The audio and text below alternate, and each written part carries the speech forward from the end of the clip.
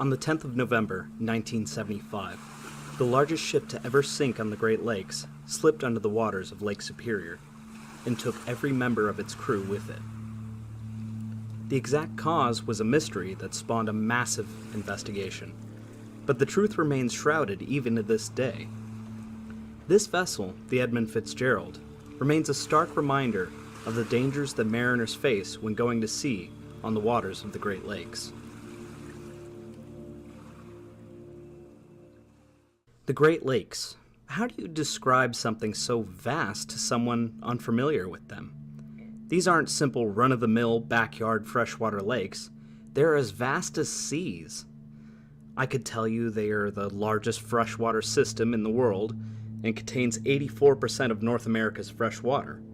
In fact, they contain 20% of the world's fresh water. The largest lake is the largest lake in the world based on surface area. This lake, aptly named Lake Superior, could fit the 4 smaller lakes of the Great Lakes inside of it. It's 350 miles wide, 160 miles long. Its average shoreline is 2,726 miles long, and it's an average of 500 feet deep and a max of 1,332 feet deep. But those are just numbers. They don't give you a true scope of the lakes or an idea of how dangerous they are. What about the fact that the lakes are home to an estimated 6,000 shipwrecks and the graves of nearly 30,000 sailors? These massive freshwater seas are more dangerous than most would believe, and yet they are nonetheless extremely useful. Around 125 million tons of cargo are shipped across the Great Lakes every year, 40% of that being produced from America's breadbasket, things like wheat, corn, oats, and soybeans. But another 40% are minerals and important ores, iron, taconite, coal, salt, and stone, fueling the U.S.'s huge industrial machine. In fact, our story centers around a massive powerhouse in that industry. Ordered on February 1st of 1957 by the Northwest Mutual Life Insurance Company, the SS Edmund Fitzgerald was going to be an absolute behemoth of a lake freighter. At the time, she was designed to be exactly 1 foot less than the maximum allowable limit on the Great Lakes, 729 feet. This being because the locks in Sault Ste. Marie, Michigan, often just called the Soo locks, were 730 feet. Her beam was the maximum allowed limit of 75 feet. At the time of her commissioning, she was the largest ship on the Great Lakes.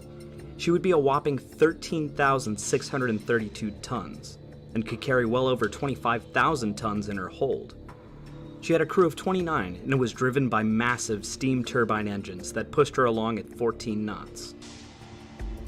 Named after the president and CEO of the Northwestern Mutual Life Insurance Company, Edmund Fitzgerald, the man had a vested interest in Great Lakes shipping.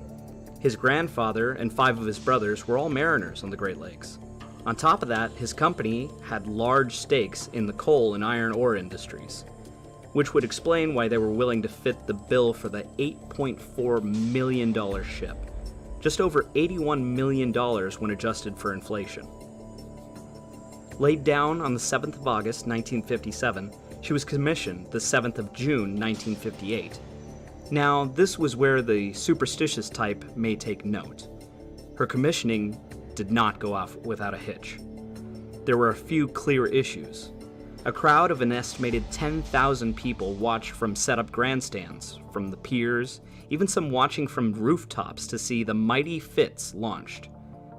But when it came time for Elizabeth Fitzgerald, Edmund Fitzgerald's wife, to break the ceremonial bottle of champagne across the bow, it took 3 tries. But the Leary ceremony had only just started. The ship slid down the slipway and entered the water at a dangerous-looking angle. After self-righting, it sent a wave into the opposite pier and slammed into it. There was a wave of shock and excitement, and a middle-aged man from Toledo even had a heart attack and died. It was foreboding, to say the least. Any older mariner will of course tell you a bad christening is a sign of bad luck. But in spite of her precarious christening ceremony, she continued to be outfitted. The company, in the famous words of John Hammond, spared no expense. Her massive power plant would make her one of the fastest freighters on the lakes at the time. Her pilot house had the most advanced navigational and charting equipment, as well as top-of-the-line radio and communications equipment. The Fitz's interior could honestly be described as lavish. 2 guest staterooms, a guest lounge, a comfortable captain's office and quarters. There was a laundry room and recreational deck, and the crew staterooms were larger than industry standards. There were 2-person rooms with deep pile carpeting, many featuring tile bathrooms and personal showers. All of them were air-conditioned. They were furnished well with a desk, bookcases, chairs, and a closet. The lounges featured leather seats and recliners, drape-covered portholes, and a large panoramic stern-facing window that showed a beautiful view of the lake. They also had a full kitchen with all the amenities to provide meals to the 2 dining rooms on board. The ships would be leased by the Ogilvy Norton Mineral Firm for a 25-year contract. They immediately made it the flagship of its Columbia Transportation Division fleet. The lavish and large behemoth was considered a reward to be attached to. They stacked their crew lists with the most skilled and proven mariners in their fleet. She would make her maiden voyage on the 22nd of September 1958, leaving her berth in the Rouge River near Detroit, Michigan, and sailing to Silver Bay, Minnesota to retrieve a load of taconite iron ore. Her very first trip, the ship set a Great Lakes tonnage record, the first of many records the mighty Fitz would set. To those in service in the Great Lakes Fleet, and to those living in lakeshore communities around the Great Lakes, Fitzgerald became something of a folk icon.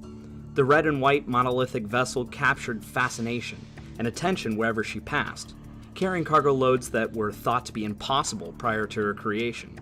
She remained the largest until 1971, the whole time embodying the industrious spirit of the Great Lakes manufacturing and the United States. Onlookers would line the Soo locks to watch the ship pass through. She was even nicknamed the Singing Ship due to her captain Peter Pulser. Pulser assumed command in 1966 and drove a tough ship, setting a single haul record of over 30,000 tons 4 times. In 1969, the Fitz hauled a yearly haul record of 1,349,404 tons. But Captain Pulser was an eccentric and friendly skipper. To boost morale, he often piped music over the ship's loudhailer. Whilst passing through the Soo locks, he was known to go onto the bridge wings with a megaphone to give facts and information to onlookers as they passed through. He remarked fondly that he still received letters about this well into his retirement.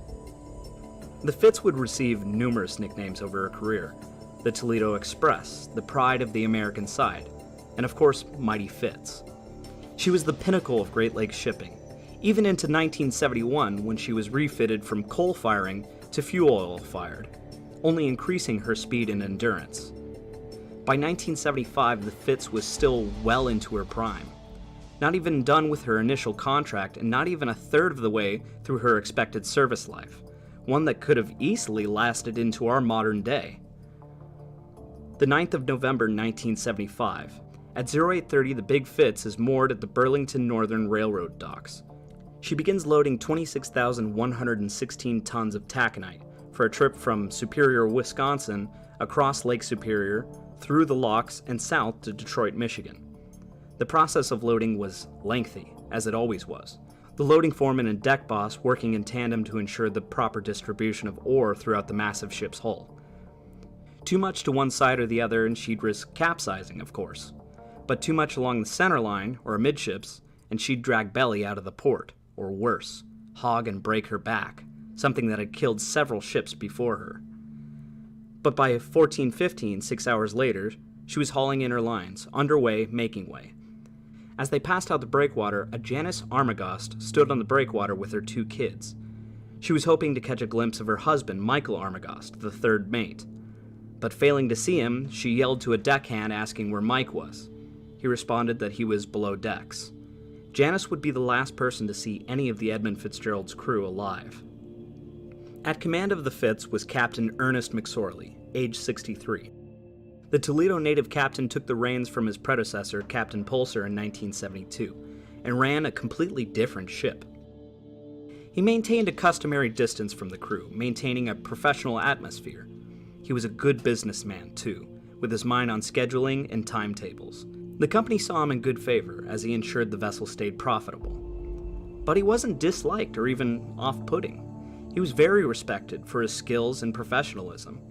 The season would soon be over. This was likely one of Fitzgerald's last trips before putting up for winter layover, the time of year when ships either dry docked or docked for the winter to receive repairs.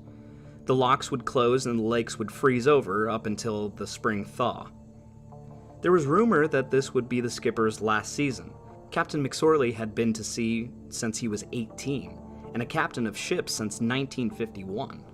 The weather that day had looked promising. The National Weather Service had been tracking a big November storm, but predicted it would pass south of Lake Superior. But by the late hours of the 9th, that proved to be false. The barometer was quickly dropping, and it was evident that the storm would hit Superior, and hard. Around 1630, another freighter, the freighter Arthur M. Anderson, would be departing Two Harbors, Minnesota, just ahead of the Edmund Fitzgerald, but heading on a parallel course.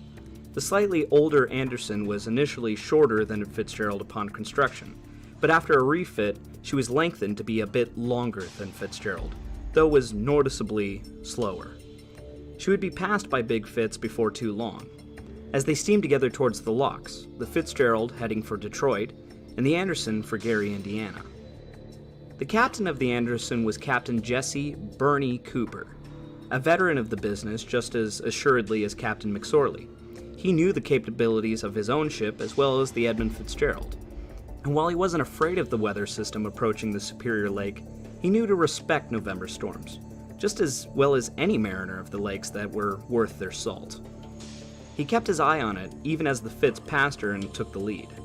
As the day of the 9th turned into the 10th, the two ships began to communicate. Both ships were equipped with weather observation and reporting equipment used by the National Weather Service to assist in tracking and reporting weather systems across the Great Lakes. The two skippers agreed that the storm looked like it would be a doozy. Together, they altered their course to hug the Canadian shore to try and shelter from the encroaching weather system. But as Cooper tracked the storm, he knew they would get hit before they could reach the relative safety of Whitefish Bay, Michigan. November storms aren't just passing squalls on the lakes. Both McSorley and Cooper knew this. As the waves built and the winds blew, one could likely stand on the bridge and look aft at the spar deck with her many deck coverings. If you watched, you'd likely see the ship bowing, the deck bouncing up and down as the rear deck house rose and fell. But believe it or not, that was a good thing. The two captains would likely remember a time when big straight deck freighters were in heavy November storms and they didn't flex. November 18th, 1958. The Carl D. Bradley was underway in Lake Michigan heading north. The ship was 639 feet and built in 1927, and this wasn't its first storm. Steaming from Gary, Indiana to Manitowoc, the ship was thrust into the path of two converging storms. The temperature plunged with the barometer, winds skyrocketed, and seas swelled. As the Bradley steamed north, she was harangued by winds in the excess of 50 knots and 25 to 30-foot seas.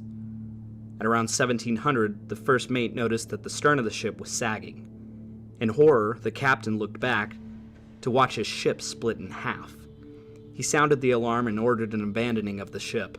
The stern swamped too quickly to launch the two lifeboats there. A life raft was tossed off the bow, and 4 sailors piled in as the stricken freighter slipped beneath. The 4 men battled through the night, being tossed from the raft over and over, and swimming back through the cold water over and over. At some point during the night, one man failed to clamber back into the raft, and then another. By daybreak, the Coast Guard found only 2 out of the 33 crewmen aboard. The rest were lost to the lake.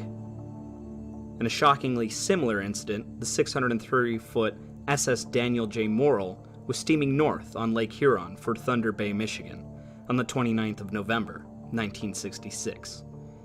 Just like the Carl D. Bradley, she was in a November storm, nose into the seas and flexing with the waves. Similarly, the ship shuddered and flexed, going into her death throes at 2 in the morning. Panicked crewmen leapt into the 34-degree water, where they would never be seen again. 4 men loaded into a raft on the bow, waiting for the ship to sink. Bizarrely, the men spotted a ship sailing past in the storm, only to realize it was the aft section of the Morrell, split free with her engines still pushing her ahead. The ship sank beneath the 4 men, left to bob in Lake Huron in the heavy cold storm. The ship was reported overdue, and the U.S. Coast Guard began a search, locating the life raft 40 hours later. They hopped on board and found only watchman Dennis Hale had survived, half frozen, wearing only boxers, a pea coat, and a life jacket. His 3 shipmates had frozen to death. A subsequent survey of the wreck had found the stern section had sailed 5 nautical miles before sinking. 2 massive freighters, 2 November storms, 2 huge losses of life. The lake was infamous for November storms, and here Fitzgerald and Anderson found themselves in one, flexing as they forged their way through. But unlike the Morel and the Bradley, these ships flexing was actually a good thing. The truth is, being built in 1927 and 1906 respectively, these ships were almost pioneers. Some of the earliest and largest lake freighters, they were built from rigid, brittle steel. The ships were made to not flex, so traveling over these large 20 to 35 foot seas put their keels under immense strain as they hogged and sagged. Eventually something was going to yield, their keels or the seas. The Anderson and Fitzgerald being built in the 50s meant they were built with superior steel and designed to flex in heavy seas. And as the ships came about and steamed south into the eye of the storm, aiming for Whitefish Bay, flex they did. By this time the faster Edmund Fitzgerald had passed the Arthur M. Anderson, but both ships were within radio and radar range and were conversing regularly about the deteriorating weather. The winds had jumped up to 40 knots, and waves were easily 10 to 12 foot in height. But they were coming from the south, putting the bows of the ships into the seas, which, despite a bit rougher, was actually better for stability and steerage. But Captain Burney of the Anderson contacted McSorley, predicting that once the storm progressed, the winds would likely shift by almost 180 degrees, and his prediction would turn out nearly spot on. As night turned to day, the ships began approaching the islands outside Whitefish Bay, Michipicoten Island and Caribou Island. The depth of Superior giving way to shallower shoals, and of course shallower water leads to higher building seas. By 1400, the ships had passed through the eye of the storm. The winds shifted. By this time they were coming from the north at 42 knots, giving them a long fetch and plenty of open water to build, creating a substantial stern sea as the ships passed into the shallows around the islands. At this time snow began to fall pretty heavily on the lake. The Arthur M. Anderson crew lost visual sighting of the Edmund Fitzgerald. This would be the last time anyone saw the ship. They could only see her on radar from then on. By 1500, Captain Cooper decided to bring his ship farther to the east, putting her slightly abeam of the winds and seas. A necessary risk as the man saw it, trying to avoid the infamous 6-fathom shoal that ran close to Caribou Island. A fathom, of course, being a measurement of 6 feet. Meaning under average conditions, the 6-fathom shoal was around 36 feet deep, the exact draft of the Arthur M. Anderson. The Fitzgerald draft was a less substantial 26 feet, but one should also consider the nature of the growing seas. Dropping into a 10 to 15 foot trough of a swell would bring the ship's keel dangerously close to the bottom. But inexplicably, based upon radar plot from the Anderson's bridge, Fitzgerald didn't do the same, but in fact turned slightly towards Caribou Island. But unfortunately, because they didn't log the radar plot, this is all based purely on the crew's testimony. But according to Captain Cooper, he vehemently believed that the Fitzgerald passed directly over the 6-fathom shoal. By now, Cooper was on the bridge as well as the first mate and second mate. They watched the radar nervously to see if the ship stopped or slowed. To their dismay, at 1530, the voice of Captain McSorley came over the radio. According to the captain, they had a railing down on the spar deck, had lost a few vent covers, and were taking on water, enough to make the mighty Fitz list. He stated he would check down, or reduce speed, so that the slower Anderson could catch up with her. Captain Cooper asked if he had energized his dewatering pumps, to which McSorley responded yes, both of them. Cooper agreed to catch up to the Fitzgerald, which by now was around 17 nautical miles ahead of the Anderson. Both ships were about 4 to 5 hours from the relative safety of Whitefish Bay. But the issues would only be compounded. Fitzgerald once again called the Arthur M. Anderson less than an hour later. Ernest McSorley informed Burney Cooper that both of his radars were inoperable and that he was driving blind, asking if the Anderson could assist in navigating the Fitz with her own radar, which of course they agreed to. By 1630 it was growing dark. That, coupled with the driving snow, meant visibility may as well have been none. The winds were logged at 58 knots from the north, driving the stern seas to a terrifying 12 to 18 feet. Shortly after their conversation, Captain McSorley called the Coast Guard station at Grand Marais, Michigan. He had been attempting to use his radio direction finding equipment to get a fix off the beacon on Whitefish Point, but couldn't receive the signal. Without his radar, this would be one of his only ways of navigating. But the Coast Guard reported that the beacon was offline, and they were trying to get it back up and running. McSorley was navigating blind. By 1700, the Arthur M. Anderson recorded that she was around 15 nautical miles to the stern of Edmund Fitzgerald, still assisting in navigating the stricken ship with their own radar as they slowly closed the distance. By now the seas were growing, waves flowing over the spar decks of both ships. By 1800, Captain Cooper laid below as the first mate maintained the watch, reporting that the seas were as high as 25 feet. By 1900, Fitzgerald was only around an hour from the safety of Whitefish Bay. The first mate on the Anderson called Captain McSorley to inform him that the Fitz was around 10 nautical miles ahead of them and around 15 nautical miles from the lee of Crisp Point. 10 minutes after that, at 1910, the Anderson picked up a contact on her radar, farther to the south. Calling the Fitzgerald, he passed on, "There's a target 19 miles ahead of us, so the target is 9 miles on ahead." Captain McSorley asked, "Well, am I going to clear?" To which the mate responded, "Yes, he's going to pass to the west of you." Fitzgerald responded with a simple, "Well, fine." Offhandedly, the mate asked before signing off, "Oh, by the way, how are you making out with your problems?" To which McSorley responded, "We are holding our own." This was the last anyone heard from the crew of the Edmund Fitzgerald. The mate signed off with, "Okay, fine. I'll be talking to you later." By the end of this conversation, the captain returned to the bridge, to which he observed the radar contact of the Fitzgerald around 9 nautical miles ahead. Shortly thereafter, snow subsided and visibility opened up dramatically.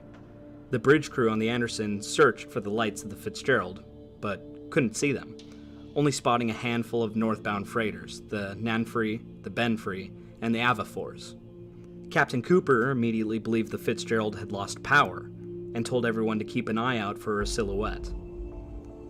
In 1920, only 10 minutes after their last radio call, Anderson's radar was picking up 3 radar contacts, the northbound freighters, but no Edmund Fitzgerald. Captain Cooper began calling for the Fitzgerald over the radio, but received nothing with each call. He called another ship to ensure that his radio was functioning, which it was.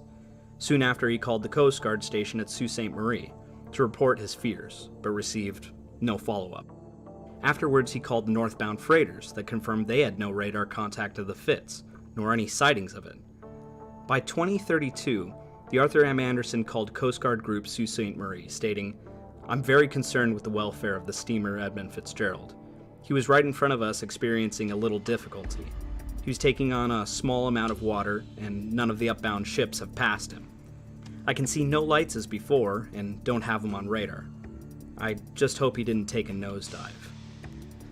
The Coast Guard began performing radio calls, when at 2100, the Anderson officially declared the Fitzgerald missing, and the Coast Guard immediately began a multi-unit search, even asking the Anderson to come about and brave the storm once more to assist in the search, to which they of course obliged. The Coast Guard scrambled helicopters from Coast Guard Station Traverse City, the U.S. Coast Guard cutter Naugatuck from Sault Ste. Marie, the U.S. Coast Guard cutter Woodrush from Duluth, Minnesota, even fixed-wing aircraft from the Canadian Coast Guard. Aircraft and rescue vessels began a massive search in the area. None of the 29 crew were found, dead or alive. The first bit of wreckage was found by the Anderson. At 0800 the next morning, they spotted pieces of one lifeboat, then another. Pieces of life jackets, a life raft, oars, air tanks, a heaving line, etc. But no personal effects, and no bodies. The damage to the lifeboats indicated they were still locked in their cradles when they were wrenched from the ship. They weren't launched. An oil slick was found, a bit of diesel oil from the bow thruster, and some bunker C main propulsion fuel, but it was a very small amount. The water at the bottom was so cold that the viscosity of the oil increased to the point that it would no longer leak from the wreck. But the wreck wouldn't be pinpointed until the 14th of November, when side-scan sonar would identify two large objects in the bottom. They would scan it several times, but couldn't conclude it was the Edmund Fitzgerald for certain. It wouldn't be until May of the next year when the Navy brought out their Curve 3 unmanned underwater vehicle. Equipped with an underwater camera, the vehicle was able to get visual confirmation that the wreck was in fact the Edmund Fitzgerald. Sitting at the bottom in 530 feet of water, she was split into two sections only around 200 feet separated. The bow sitting flat on her keel upright, a huge impact area in front of her. Her stern flipped over and slightly at an angle, with an enormous debris field spilled out between the two sections. At first, there were no remains documented. Now came the hard part, investigating just what had happened. The Coast Guard and NTSB launched a massive investigation poring over everything. Eyewitness testimonies from the Arthur M. Anderson's crew, testimony from the loaders from the Burlington Northern Railroad docks, seeing her previous and past inspections, testimony from past crewmen and captains. They looked at the wreckage and logs kept from the Coast Guard, other ships in the area, weather reports, etc. Finally, after months of investigations, the Coast Guard released their final report, with a conclusion to their findings. It was believed that the clamps on the hatch coverings had failed, or were improperly secured, leading to a slow and steady flooding of the cargo hold. As waves rolled over to the spar deck, they caused the hold to fill with water. Slowly, the Edmund Fitzgerald lost stability until she plunged beneath the waves and sank to the bottom of Lake Superior. But many disagreed. In fact, the president of the Lake Carriers Association, former Coast Guard Vice Admiral Paul E. Trimble, wrote the NTSB and U.S. Coast Guard, denouncing their findings and stating what they concluded was absolutely incorrect. Theories began to circulate, ranging from things such as massive rogue waves to suggesting the Fitzgerald had underwater damage from striking the 6-fathom shoal. Others pointed to a hull inspection performed about a week beforehand that came up with fractures in the ship's hull, suggesting she broke up similarly to the Bradley and Morel a few decades prior. Many were unsatisfied with the official report and sought out to disprove it themselves. Subsequent dives were performed on the wreck to try and pry into the secrets of Mighty Fitz, looking over everything from hatch covers to the integrity of the keel to stress points on the ship, until finally in 1994, a body was discovered. An unidentified crewman wearing coveralls and a cork vest. He lay near the bow on the lake floor, facing upwards to the surface on his back. Who was he? How had he gotten to the outside of the hull? Why was he wearing a cork vest? Unfortunately, we may never know. What were those final minutes like? What had happened after McSorley left the radio? Why was no distress caller Mayday made, despite someone presumably being within arm's distance of the radio? Had the ship truly made a nosedive, or did she slowly split apart at the surface? Unfortunately, we may never know. As of 2005, the Ontario Heritage Act put an end to dives on the Edmund Fitzgerald, declaring the site a burial ground. What we now know may be all we ever know. The truth of what happened to those 29 men aboard Fitzgerald will go with them to the bottom. So I'm sure you're wondering what I think happened, and to be honest, I do have my theories. But I'm practically a layman in this field. I was not an investigator in the Coast Guard. I was a navigator and coxswain. Instead, I want to know, what do you think happened? Comment your theory and discuss with others in the comments. Do you believe the official U.S. Coast Guard report, or do you think it was something else entirely? Thank you so much for watching to the end.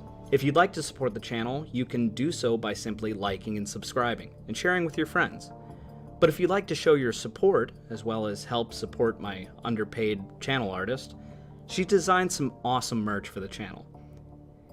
You can get some cool shirts, masks, or if you're a true sailor, a coffee mug. Just use the link in the description. I'll be honest, this video should have been released weeks ago, but right when I was about to release it, a bigger channel released a video on the exact same thing. So it took me a bit to build up the courage to release it, and I'm glad I did. If you'd like to learn even more about the Edmund Fitzgerald, I definitely recommend picking up Mighty Fitz by Michael Schumacher. It's an absolute wealth of information and really helped me with researching this video. But, all the same, fair winds and following seas, shipmates.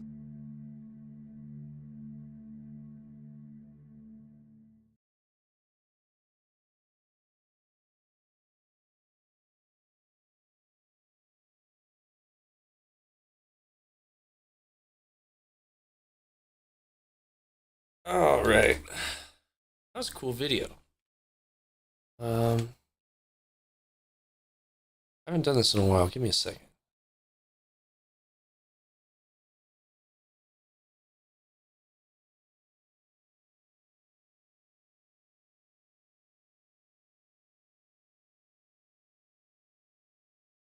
Turn the screen capture on. Turn the game capture off. Transition. Wow, that's my face now. Hi. Hello. I moved things. What that was a good video, and then he said something at the very end about what did he say? Someone came out with like the exact same thing, and then he was almost scared of not posting it. Um, man, that would be kind of an iffy thing. It would kind of piss me off, but at the same time, like, oh man, never let that keep you from posting content ever. I acted in a film one time, and the film didn't even get finished because the dude saw a video or like two of like the same idea that he was doing, and then he just scrapped it. And I was like, dude, like, I mean, I basically decided never to work with that person again. I was just like, what the heck? Like, why would I want to do anything with you again? Like, you're not even gonna like finish the thing. Um, because it's like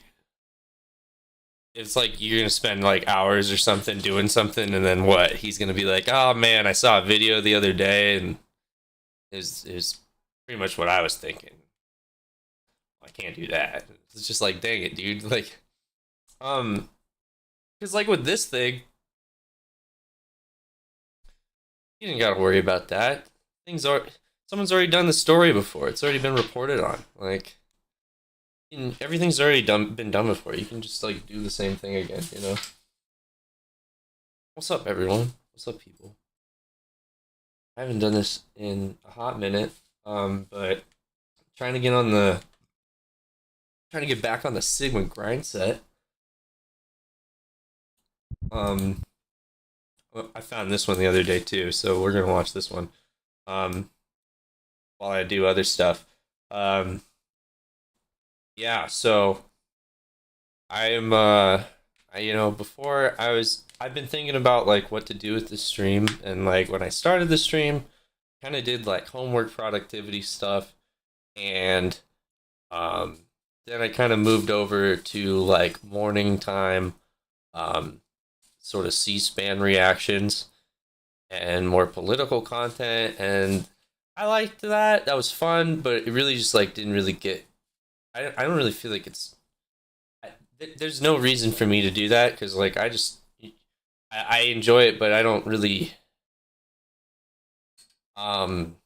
see my place in that kind of world, at least right now. Other people do what I wanted to do a lot better, so I would rather just like point people toward that. Um, and so like I got a lot to learn, and that's just what I'm gonna do on my streams is just learn. And so like I'm gonna have videos of like the interesting stuff that I'm doing or that we're learning, like this man in cave video we're about to watch, and then like like I'm just gonna be pretty much doing like I'm gonna do my homework for a bit, and then after feel like I've done that, then we're just gonna like go do other stuff, or not even just homework. The idea is that like the first part we're gonna try and be productive and like build skills up a little bit, and this is like the time that we've reserved in our day to develop the skills that we want, that we put off, and never really like, never really take the time to do, and then we never really do anything with it because we're just like not good at it. So this is that time to start doing stuff like that. I am gonna be looking at, well, yeah, I'm gonna be looking at my coding stuff while we watch this video, and then I encourage everybody else to do something a little productive with their time while we watch the video, and then the video will just be there for funsies, just to like keep our minds distracted from the fact that we're doing things that we don't like to do. But you can find the thing that you want to do, and then I would encourage you to sort of like eliminate some distractions. So and I would do that by like cleaning up a little bit and stuff like that. That's what I'm about to do for like 10 more minutes once the video starts, and then get cracking at what you need to do and start thinking about it, and get your station set up with like everything you need. Hi, kitty.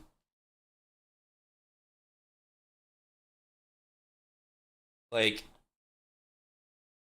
oh, and then also if I get done with I already have been doing a lot of coding today, so if I get bored with it or if I feel like I've hit a wall, I'll probably move over to learning, like getting my drawing stuff out and trying to learn more how to draw, with my digital art stuff. But we'll see. That's, it's a big maybe. And then after a while, we'll play games. It'll be just like chill time. So yeah, I'm gonna get this video going. This is called Man in Cave, about a man in cave. It's a very good video. And then I'm gonna clean up for like 10 more minutes, and then I'm gonna come back into the frame and get cracking on some stuff. Hopefully I can like find a way to like post what I'm working on here in the corner or something. We'll see. Not that it matters too much.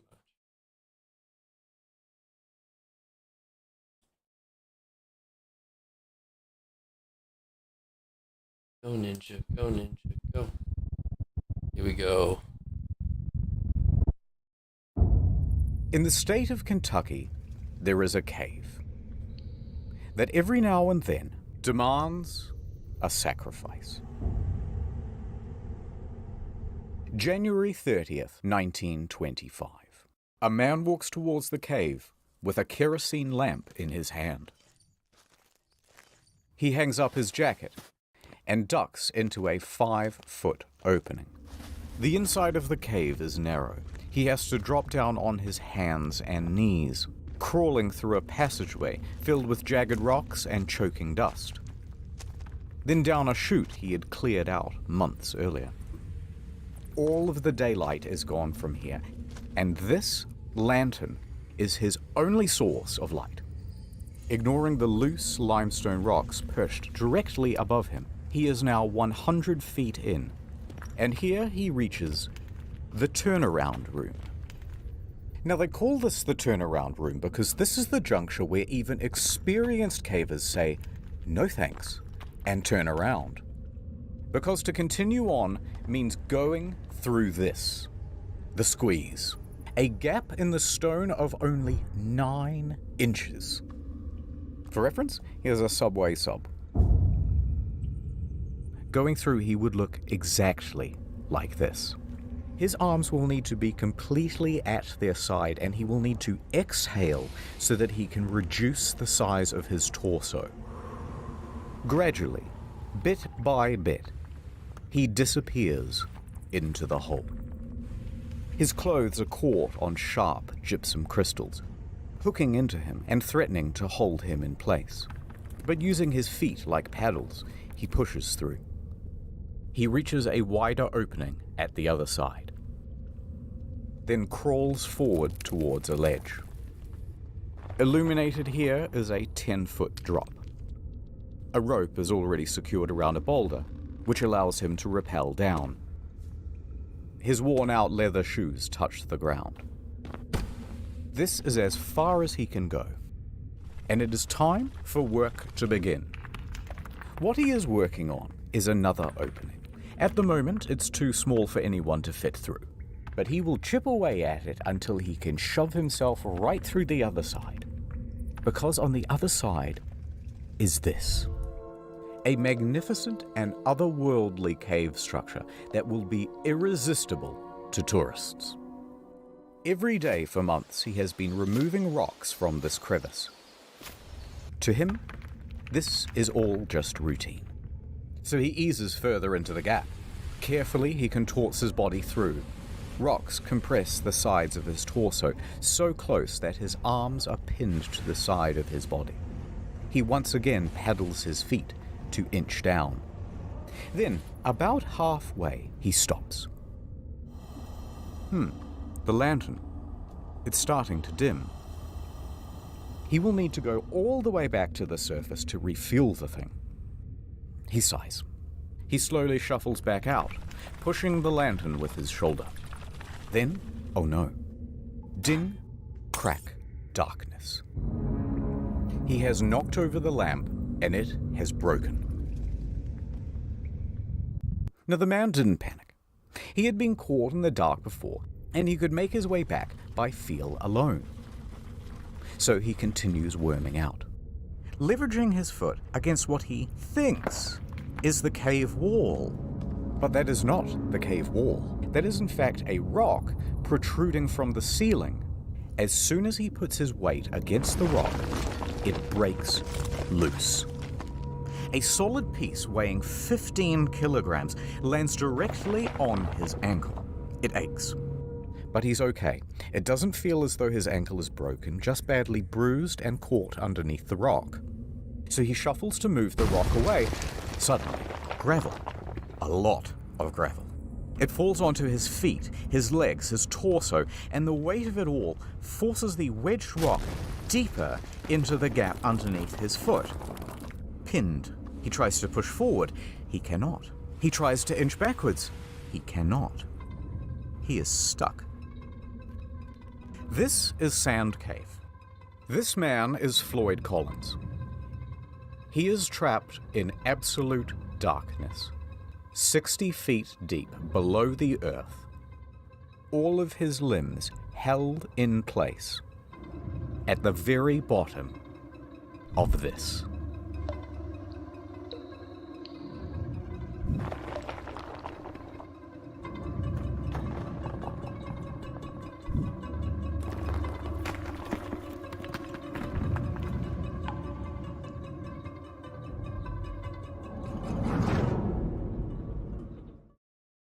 But before I tell you what happens next, ad time. Speaking of people trapped in a cave, World of Tanks. World of Tanks is not only the best game I have ever played, it is the only game I have ever played. It's like Cars, but tanks. Picture this. You're a hot new T-34-85M, and you've just joined the battle because some Cromwell B tank-bagged your entire family. It's time for revenge. You must use strategy. You must use stealth. You must use your wits to defeat your enemies. Use long range or short range. It's available on console, but I want you to get it on PC. Imagine a world war, but there are tanks involved this time. Yeah, now you get it. When you've seen as many messed up tanks as I have, you get a little cynical about the world. My God, I'm gonna be sick. Look at all the different tanks. You can collectomize and customize them all. Massive battles where you can constantly team kill and ruin other people's good time. What the f***? I'm on your f***! Yeah! Did I mention it's historically accurate? Especially the Japanese robot tanks. Ooh, look. The tanks are kissing. Progressive. Use the invite code TANKMANIA and get the Excelsior. 250k credits. Other stuff. Go to the link in the description and use the invite code TANKMANIA. Here's what you do. Get World of Tanks. Put that on one screen. Then, on a second monitor, you'll watch the next hour of this video while you play the game. Perfection. I'm contractually obliged to say thank you for being a friend. Sarge, no! Tank's empty, kid. Go on without me. No, use your repair consumable. It's too late, kid. Take care of my family for me. No. Get it. And oh. Collins is still in the dark, unable to move. His left arm was pinned underneath his torso, his right wedged by the rock ceiling above. Beneath him, sharp crystal shards dug into his skin. Ice thawed, traced across the ceiling, and dripped down directly onto his face, pooling underneath him. The water was a consistent 54 degrees. Floyd tried to breathe calmly in the concentrated dark. When he did attempt to shuffle, more gravel and rocks would tumble from above and pile onto his feet, so nothing would work. He clawed at the cave walls till his fingertips were bloody, and he realized that there was only one option left. Call out for help. But wait. Who is Floyd, and why did he even go into a dangerous cave? Floyd has been exploring the caves of Kentucky since he was merely 6 years old, and as he grew up, he gained a reputation for being a very daring caver. He would dive into some hole on one side of town and emerge miles away on someone else's property. Sup? He grew up and he became embroiled in the Kentucky Cave Wars. Now, there's way too much to go into here, but the summary version is there's this huge network of interconnected caves called Mammoth Caves. It's actually the largest cave system in the world. And there's a city right in the middle of it, Cave City, real name. So of course there are dozens of cave entrances on private property all over the place. Now farmland in this region has very poor soil and things do not grow well here. So cave tourism as a source of income quickly became the prominent thing. However, a problem. There are a very large number of caves, but there are only a limited number of tourists. So competition rapidly escalated. Visit my cave. No. Visit my cave. Big signs were erected saying, tourists, come to me. Mine is definitely open. Mine is the best. But then competitors would respond by saying, hey, by the way, we're open, but don't go to that one over there. It's really shitty. In fact, it's dangerous. This kept going further. By the end, they were blocking off the trail to each other's property, beating each other in the streets, and hiring people called cappers who would dress up as policemen and tell tourists, no, you can't go in there. That one? No, it's illegal. Despite the fierce competition, Floyd found a cave on his property and he started advertising it to tourists. Of course, very few came. All right, he thought, what if I found something really special and unique? Then surely people would have to come to my cave to see it. So he kept exploring and exploring until he found this hollow. It was filled with big gypsum crystals, and when you were in there, it felt like a completely alien world. But it was barely accessible. This small tunnel is the only way in.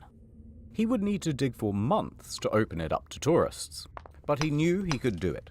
Back to the competition. They knew the value of this cave.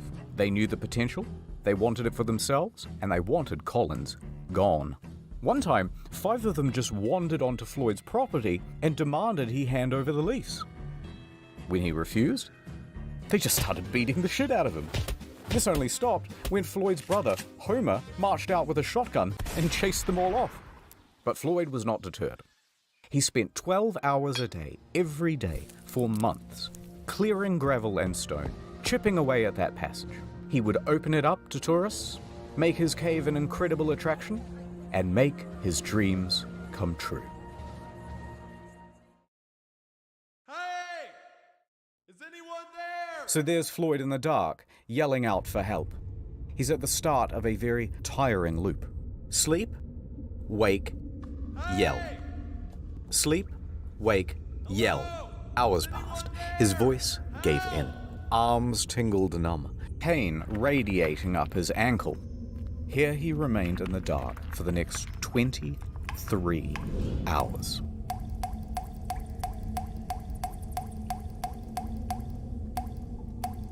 Quickly you might wonder, how come no one's come for him after 23 hours? Well, Sand Cave resides on a 200-acre farm. There are several homes on this property with other families. One of them, of course, is Colin's house, where Floyd's father, Lee, resides. Now, Lee and Floyd constantly get into fights about how to run things. Lee wants his son to concentrate on farming, and Floyd wants to concentrate on cave tourism. Arguments would often get heated. And Lee was also a bit of a drunk. It was doubtful that he would even notice if his son Floyd was missing. Also not helping things, Floyd regularly lodged at 2 other homes on the farm. So when he didn't return to one host, they would presume that he was staying with the other. And, even worse than that, he had recently spent 30 hours in a cave. So disappearing for this length of time wasn't seen as abnormal. Regardless, around the 23-hour mark, a few locals started to suspect that, hey, something might be wrong, and they went to check up on him. And here, they spotted his jacket, still hung up. Unusual. They went deeper. However, there was only one person small enough to make it as far as the turnaround room. This was a 17-year-old Jewel Estes. He refused to go into the squeeze, but it was close enough to call Collins' name. Floyd! And Collins yelled back.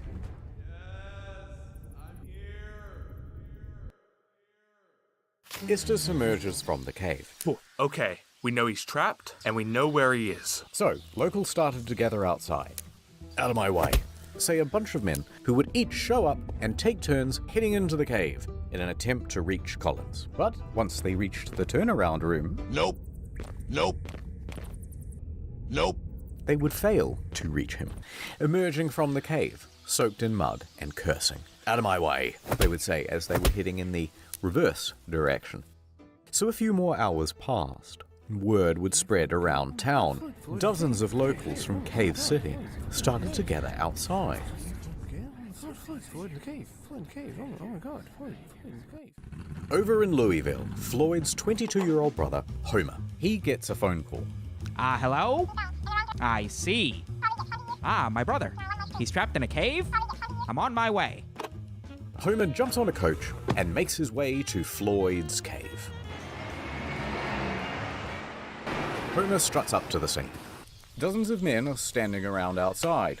He ignores them all and marches right into the cavern, still wearing his city clothes.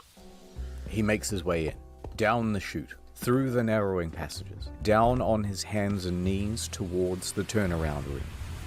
And when he arrives, he does not hesitate. He squeezes into the hole, scrambles his way through to the ledge on the other side. He sees Floyd below and slides down to meet him. Floyd! Sup? Right, probably wasn't that casual. Oh, thank God you're here. Homer took a moment to shine his light around the area and assess the situation. It was not good. This rock formation is going to prove almost impossible to work around. Alright, so let's have a look. Floyd is here. The rock is here, pinning his ankle. He's surrounded by rubble, and there's a pocket of gravel above him ready to fall. However, because this opening is so small, there are only 2 viable ways of reaching Floyd and that gravel. Option 1, the most obvious, feet first. But if you do this, you have to kinda squat, and your own torso obstructs access to the rubble. Otherwise, option 2, come down head first. That will give you better access, but you're trying to move hundreds of pounds of gravel upside down. Worse yet, there's barely an inch around Collins on either side, so good luck getting your arm down near Floyd's ankle to actually free him from the wedged rock. Homer calls back to the less daring rescuers standing behind him. Quickly, some food and drink. They send it through.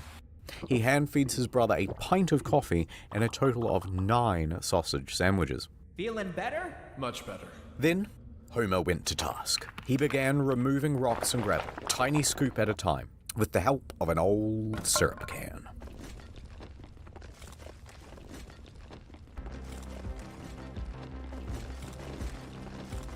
For the next 8 hours he toiled, first with hands, then, once enough was cleared, using a crowbar to scoop behind his brother, scraping away sharp protrusions as he went. It was slow progress. Virtually futile. As soon as he removed one rock or scoop of gravel, another would tumble from above and land in the new absence. And it was exhausting work. By sunrise, Homer's arms and back were knackered. His lungs burned. He was losing hope. Homer emerged hours later, shivering violently, skin bruised from his fingertips, but the cave barely yielded at all. However, something new. By the time Homer reached outside, he was greeted by a sea of approximately 100 men and women standing around, drinking, squabbling, and talking big game about how they too were going to save Floyd. The press was also present to help people gawk from afar. Now, Homer recuperated at a small tent near the cave's mouth. Strangers immediately crowded around him to ask innocent but, frankly, frustrating questions, and offer unsolicited, obvious advice, as well as wildly impractical solutions. "He should try untying his shoes," said one.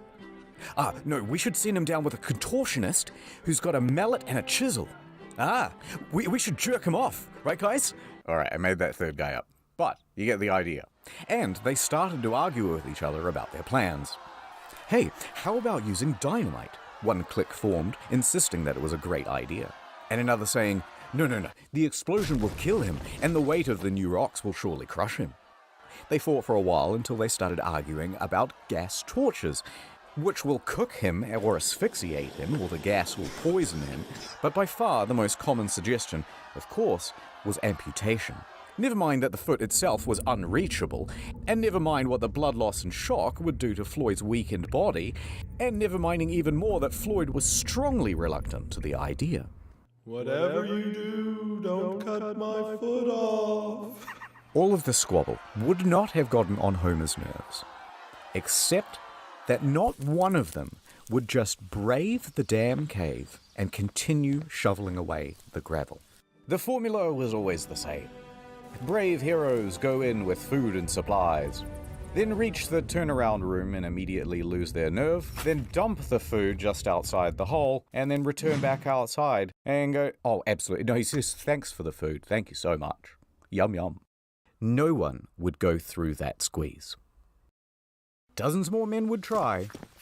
All of them would fail.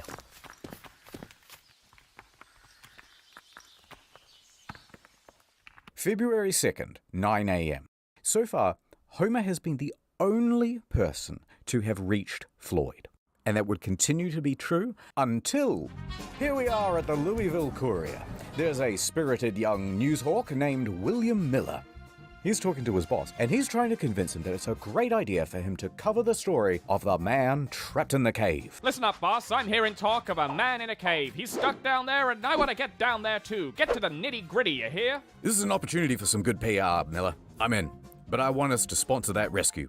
Picture this. Man saved from cave by Louisville Courier, the finest newspaper in the state. That'll drum up plenty of business. 24-carat idea, boss. I'll make it happen. I'll get down there toot sweet. So off Miller goes to Floyd's cave. Back over at the cave, Homer is sitting outside trying to recuperate, as Miller wanders up. He glares at the man in his city clothes and answers every question with either a grunt or a one-word answer. Yeah. Sure. Finally, he gestures to Sand Cave. Listen, you want more information? The hole's right behind me. Why don't you go take a look yourself? Now, Miller is only 21, but he is a slender and determined man. He takes on the challenge. So he removes his suit, drapes himself in coveralls, and grabs a lamp. Miller slowly enters the cave. He finds himself stepping in puddles and having to correct his balance against the ever-softening walls. These were accumulating problems thanks to the gawkers outside who had lit campfires all around the entrance. That caused snowmelt, and the stable environment of the cave is starting to shift. But Miller makes it further than most. And all that's left is that final squeeze, and he's there. He stops. He takes a moment and decides to call out to Floyd. Floyd! Hearing there is someone on the other side, he feels ashamed not to try, so he closes his eyes and moves forward. His slender figure begins inching through. The crystal gypsum cuts into his elbows and tugs at his clothes. He gets snagged. He's spluttering through the pools of muddy water. He stops, collects himself, and pushes on. He can barely inhale. If he gets stuck in here, he can only hope that someone else can come in from behind and pull him out by the legs. But eventually, he makes it through. Fantastic. He's now standing on the edge of a 10-foot pit, and he clumsily bumbles his way down. He sat right next to Floyd, ready to interview him. But Floyd didn't really answer any of his questions. In fact, he was incoherent. At the moment, he is sitting in a pool of water that is 12 degrees, slowly sapping his body temperature. He is dying from exposure. The cold is diminishing Floyd's mental faculties, and he can barely make sentences. So Miller took a few mental notes, and he left. He worked his way back through the squeeze, past the turnaround room, and out into the daylight. He is covered in mud and scratches and numb head to toe. And when Homer saw, his hope reignited. Someone else had made it to Floyd. You and me. Together, we can get Floyd out of there. If Miller hadn't gone to that cave, there's a good chance that Floyd's story would have remained an obscure footnote in the back pages. But the interviews and first-person accounts gave the audience a glimpse of something real. Fear, hope, desperation, the full range. And so from Los Angeles to New York, Floyd's story was picked up everywhere and described the Kentucky man's plight in sensational detail. It was also the era when radio became a regular feature for regular Americans. Radio allowed something new, hourly updates, letting people get engrossed into the story. So, mostly thanks to Miller, the story of Floyd over the next week would grow and grow, seemingly frothing over into every aspect of American life. The press at large would be clamoring over each other for every little extra scrap of detail they could get about Floyd. And everybody wanted to know, will this man make it? Back outside the cave, someone new enters the scene. Lieutenant Robert Burden, a thin but strong 33-year-old Louisville firefighter. Like Miller, he was able to navigate the passages of the cave and brave the squeeze. Scratched up pretty good and drenched in cold, muddy water, he managed to get through. He grabbed the rope and confidently lowered himself to Floyd's position. It was not an optimistic sight. Floyd's condition was deteriorating. Well, we've got a heck of a problem here, but I think I can get you out with a rope. Floyd nods in approval. Go on. We might just pull your bloody leg off. Just pull my leg off then. Get me out of here. Burden returned to the surface and faced the crowd. He announced, We will attempt a rope pull. The crowd murmured. It was dangerous. It would certainly break his foot and could altogether pull it off. If there are jagged rocks, you'll fillet the poor man. Amongst the crowd, a doctor stepped forward. A rope pull could stretch his internal organs and cause them to rupture. You'll kill him.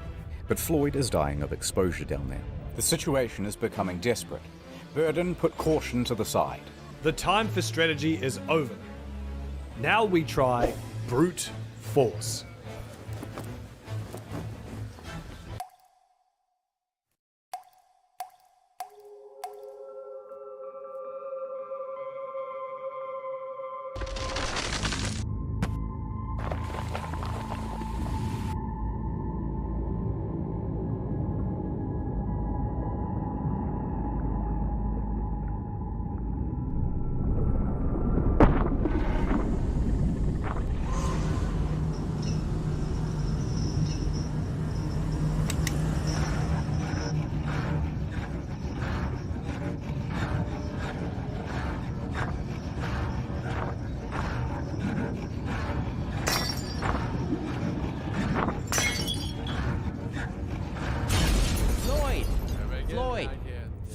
We're here. We're gonna get you out of here. After 79 hours in the cold water, he is delirious, fading in and out of consciousness. Homer gave his brother some coffee and fed him a couple of ham sandwiches. That warms him up and gives him a bit more energy, and he comes back to lucidity. Oh, much better. I'm gonna put the special harness around you. Burden and Miller, they're here too. We got 3 more boys right up the cave, and they're all ready to pull as hard as they can to get you out of here. Floyd was frightened. I'm not gonna lie, it's gonna hurt. He gave his brother some whiskey and a strong sedative to calm his nerves, and also to help him withstand the shock in case his foot is destroyed. Floyd took the opportunity to appreciate being surrounded by friends and family. Go on. Do it. All right, strap him up. Homer tied the harness around Colin's chest and knotted the rope. Ready? Above, Miller is crouched at the top of the pit. Ready? Burden clenches the cord from further up the cave. 3, The rope goes taut. 2, Do it. 1. Oh! Instinctively, Floyd gasps. The force of 6 men pulled against the clutches of the cave. Floyd began to scream. His body was being pulled up from the rubble. The gravel was beginning to shift. Burden clenched his teeth. Oh, harder! Floyd screamed harder as well. Now, Floyd was trapped in a supine position, but the direction of the rope caused an upwards force that wrenched him vertically. His torso was being compressed and bent against the ceiling of the trap. It would kill him. Floyd's screaming intensified, and through gasps was begging them to stop. The screams filled the echoing cave, but it did not stop. The agony continued, on and on, with no progress. Enough! Enough! You guys are killing him! Homer pulled in the said opposite stop! direction to give his brother some reprieve. Somehow, Homer mustered the strength to altogether wrench the cord from the other men's hands. The rope went slack. Homer, Floyd, and the rope lay limp on the cave floor, panting and exhausted. No progress had been made. The cave would not let this man go. The futility of the situation sank in, and all they could do was leave for now and reassess. Everybody was shaken by the experience. Burden fainted as he crawled towards the exit. Most of the other men had to be carried away. Outside, the crowd had grown to 200. They buzzed and asked useless questions, and Homer walked dejectedly past them. He sat by thinking what he could do. The cause seemed hopeless. Homer? Then, someone showed up who could turn things around. He looked up to see a childhood friend of both his and Floyd's, Johnny Gerald. Gerald knew more about cave rescues than most. In fact, just that summer prior, he had helped untangle Floyd from a different snag. He was just the man for the job. All right, let me go see him. Well, look who it is. Floyd perked up immediately, Yay. thrilled to see Gerald. All right, let's see what we can do. Gerald jumped down. For the next 3 hours, Gerald went back to the original plan of prying away rocks. His stamina was good, and progress was surprisingly good as well. For several more hours, he continued, just moving stone after stone. New one would fall in its place, and he'd move that one too. By midnight, he had enough room to shift position and clear some of the gravel that was at each side of Floyd's body. Gerald would spend several more hours scooping. And it worked. For the first time, Floyd's torso was now available. Then his hips, his upper thigh. For the first time in over 90 hours, Floyd was able to wiggle his arms, his hips, and even that trapped right leg, though it was very painful to do. In that one session, Gerald managed to move a half-ton of rock, but there was still a lot more to go. And that rock by his foot was still holding him in place. By 2 a.m., Gerald was spent. He needed rest, and he was ready to head back outside. Floyd, tomorrow, you're gonna be a free man. Now here you might think that things will become straightforward. They did not.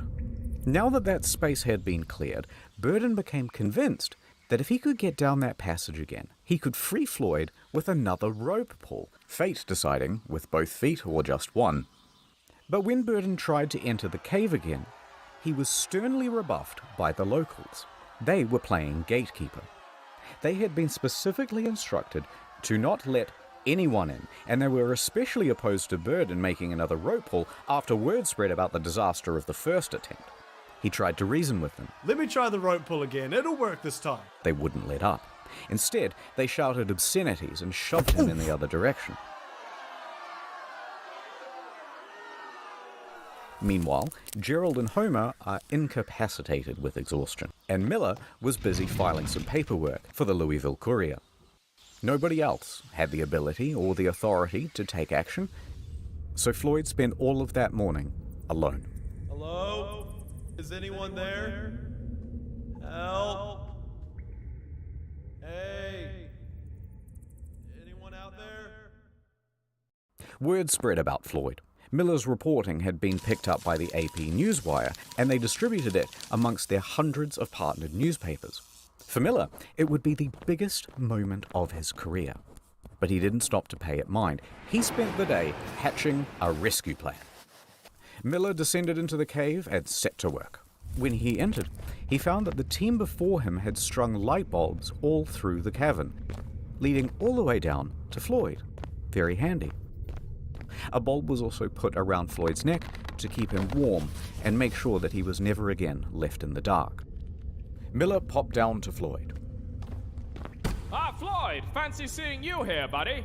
Reusing that syrup tin, he started offloading gravel into buckets. Those buckets were then passed up and down the cavern. And so it went on for the next 2 hours. Miller stopped for a break. He took some bread, milk, and whiskey, and sharing it with Floyd, they started to get to talking.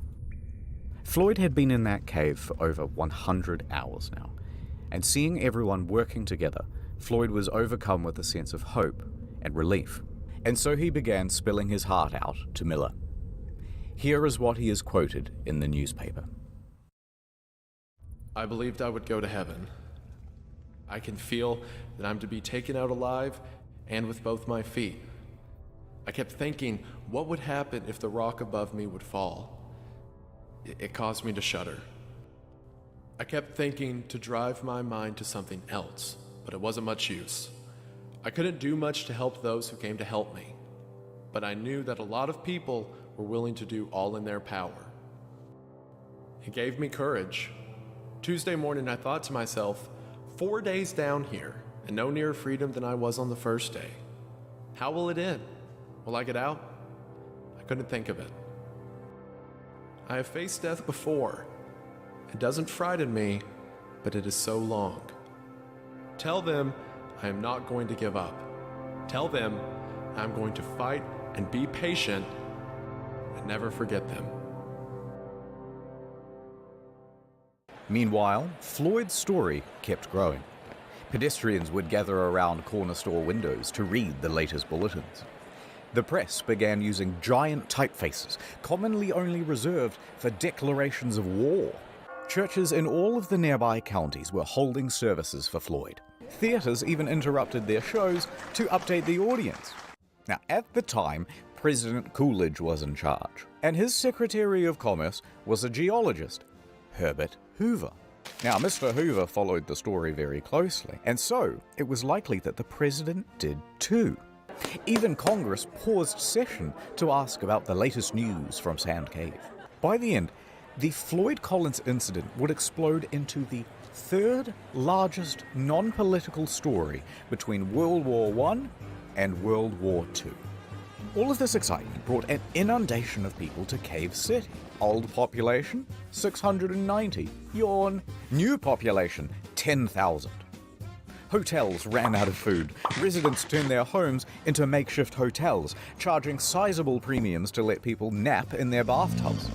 The banks quickly ran out of on-hand cash, and 4,500 automobiles impatiently sat, backed up for 2 miles from 20 different states to drive onto the Collins farm and turn their pristine green pastures into swampy parking lots. Deep below all those tourists, there's Miller, trying to free Floyd. Alright, a little bit of setup. Floyd, Miller, some remaining rubble, rock. For anyone to lift the rock by hand would be impossible because Floyd's body obstructs the hole. Miller grabs a crowbar and shoves it through the gap. Now he's going to lever it off Floyd's foot. Cool. The crowbar is now wedged against the rock. Next, he takes a jack. He positions it on top of the crowbar so that it will be forced against the ceiling. However, problem. That jack is too big. It doesn't fit. Miller yells up the tunnel for a smaller one, but this took some time. And when it arrived, too small, won't reach the ceiling.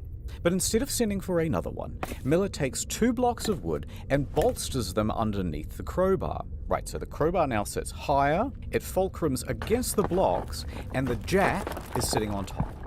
All Miller has to do is expand the jack, which he will do using this spanner, holding it at the very tips of his fingers. Sounds easy. It's not. But that's the plan. Let's get him out of there. He turned the wrench. The jack expanded, and the crowbar took strain. The whole thing slid apart with a pang. Floyd wasn't hurt, but Miller was contorting and exerting his whole body from back to fingertip. They tried again. Same result. Miller tried a new angle. Maybe this time. The jack pressed. The tension increased. And this time, the rock moved. It fucking moved.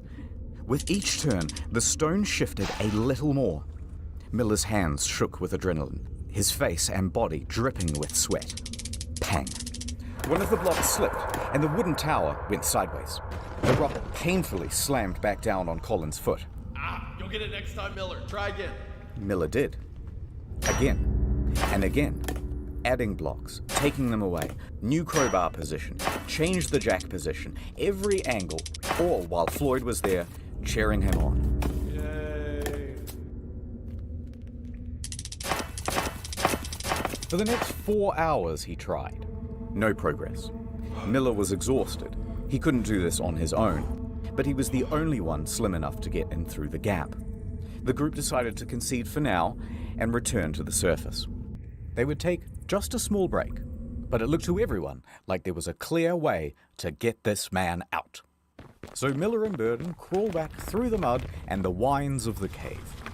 As they made their way through, the cave was visibly sagging. The ceiling seemed lower. Parts were harder to navigate than before, especially now with their bruised and purple hands. But they made it outside to the fresh, early morning air. And here is where they're greeted with a new sight. Dozens of soldiers. The National Guard had arrived. In addition to the National Guard, a new figure was joining the story, Henry Carmichael. Now, Carmichael was the general superintendent of the Kentucky Rock Asphalt Company. He had been on site since Tuesday, and he was appalled at how primitive the rescue attempts had been. Shortly after Miller and co. had exited, Carmichael sent 2 men into Sand Cave to assess the structure's stability. They soon came back with a report. It was not good. Near the final squeeze, large cracks had formed. The ceiling was beginning to droop. Alright, so the following is a recounting of events from one of Carmichael's men, Casey Jones. Casey and another worker spent about an hour in the cave, surveying its condition, looking at the boards, the ceiling, the stability of the walls. He continued deeper towards Floyd. He was fighting against his nerves. The shifting of the rock pinged his every instinct to flee. But he heard Collins moaning ahead, so he pushed himself on. He managed to make it through the squeeze, and he arrived at the 10-foot pit. Seeing Floyd trapped, he tried to ignore the pebbles that were tumbling behind him. Please, come down. I can't right now, Floyd, but I will when I get back. Behind Casey, his partner is begging to leave. Below Casey, Collins is pleading for help. Please, I'm so thirsty. Okay. Casey slid headfirst into the pit and hastily ladled Floyd some coffee. But Floyd rejected it. No.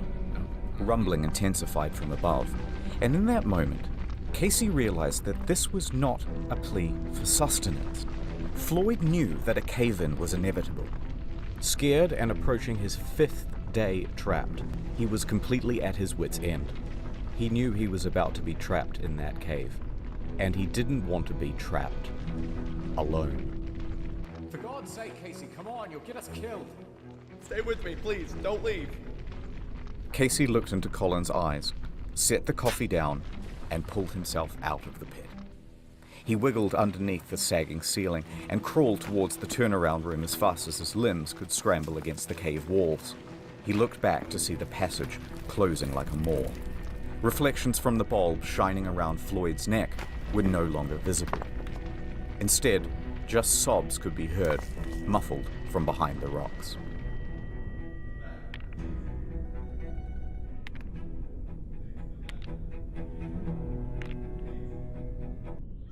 Miller and Burden awoke in the late morning, confident that today would be the day that they saved Floyd. They had some new equipment too. Some wire to wrap around the wooden blocks to prevent them from slipping. And they changed their mind about that acetylene torch. They'll use it to burn away 2 rocks that had previously blocked their way. But when Miller got to the turnaround room, all of that optimism left him. The entrance to the squeeze was now just a pile of debris. Miller froze, staring at it for a long while. Then he sighed and did the only thing he could think: attempt to move some of the stones. But each adjustment led to more rocks just tumbling down and landing in that space. He persisted until... crash. A large chunk of clay landed onto his feet. Recognizing the danger, Miller returned to the surface. 15 minutes later, he emerged from the cave with a bloodied-up nose and bruises down his back and shoulders.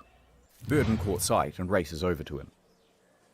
Miller just says, "For God's sake, just don't let Homer or anyone else back in there." Now, he didn't actually need to worry about Homer going back in there because he was sidelined with illness. But he did, however, need to worry about Gerald because he was furious. Gerald had warned everyone that putting dozens of people in Sand Cave would cause a collapse. It certainly did. The rest of that day would be wasted, as men threw blame around and screamed at each other about how to handle the cave-in.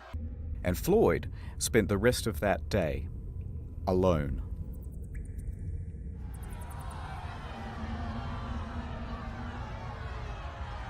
The surveyors continued checking the cave throughout the day. By the evening, Carmichael had ordered everyone to an assembly. Gerald took the floor. He was going to try one last daring rescue. He boldly announced his plan and an ultimatum. Listen up. There's death down there. The walls and ceilings are crumbling.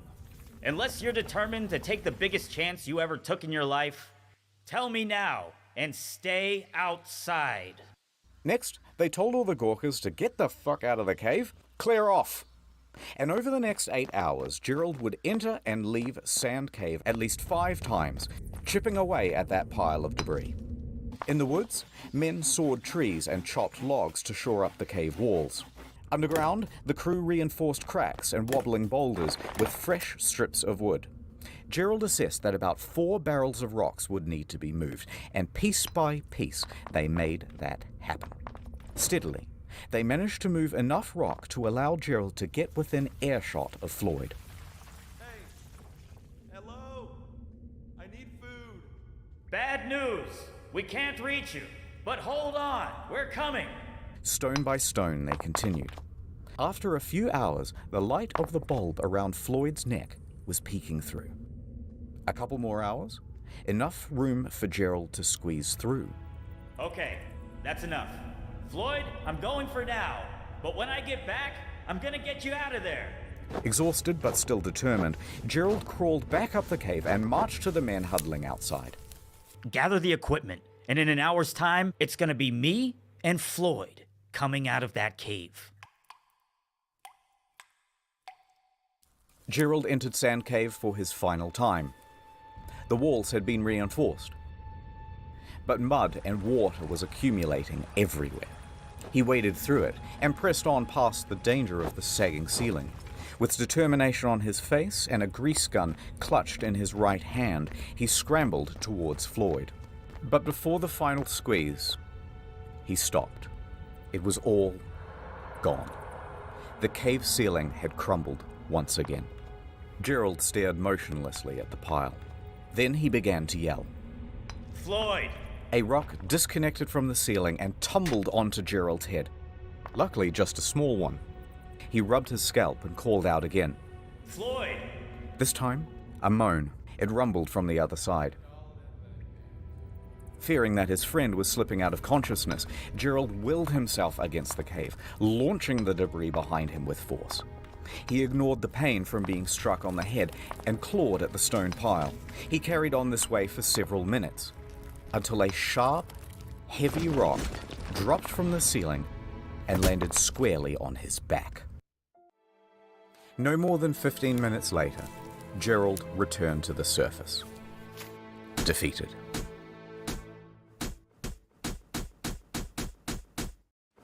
Only after the cave-ins did they start to think about all of the things that they could have done. Wait, why didn't we rig a portable telephone line? That would have been incredibly simple here in 1925. Yeah, why have we been running in and out to deliver updates? Why didn't we give him an AM radio? He could have had something to listen to and receive messages of support from the public. Wait, why don't we rig up a tarpaulin so we could lift his torso up so he wouldn't be slowly dying of exposure? Oh God, why didn't we run a feeding tube? That's also a technology we have in 1925. All too late. Now what?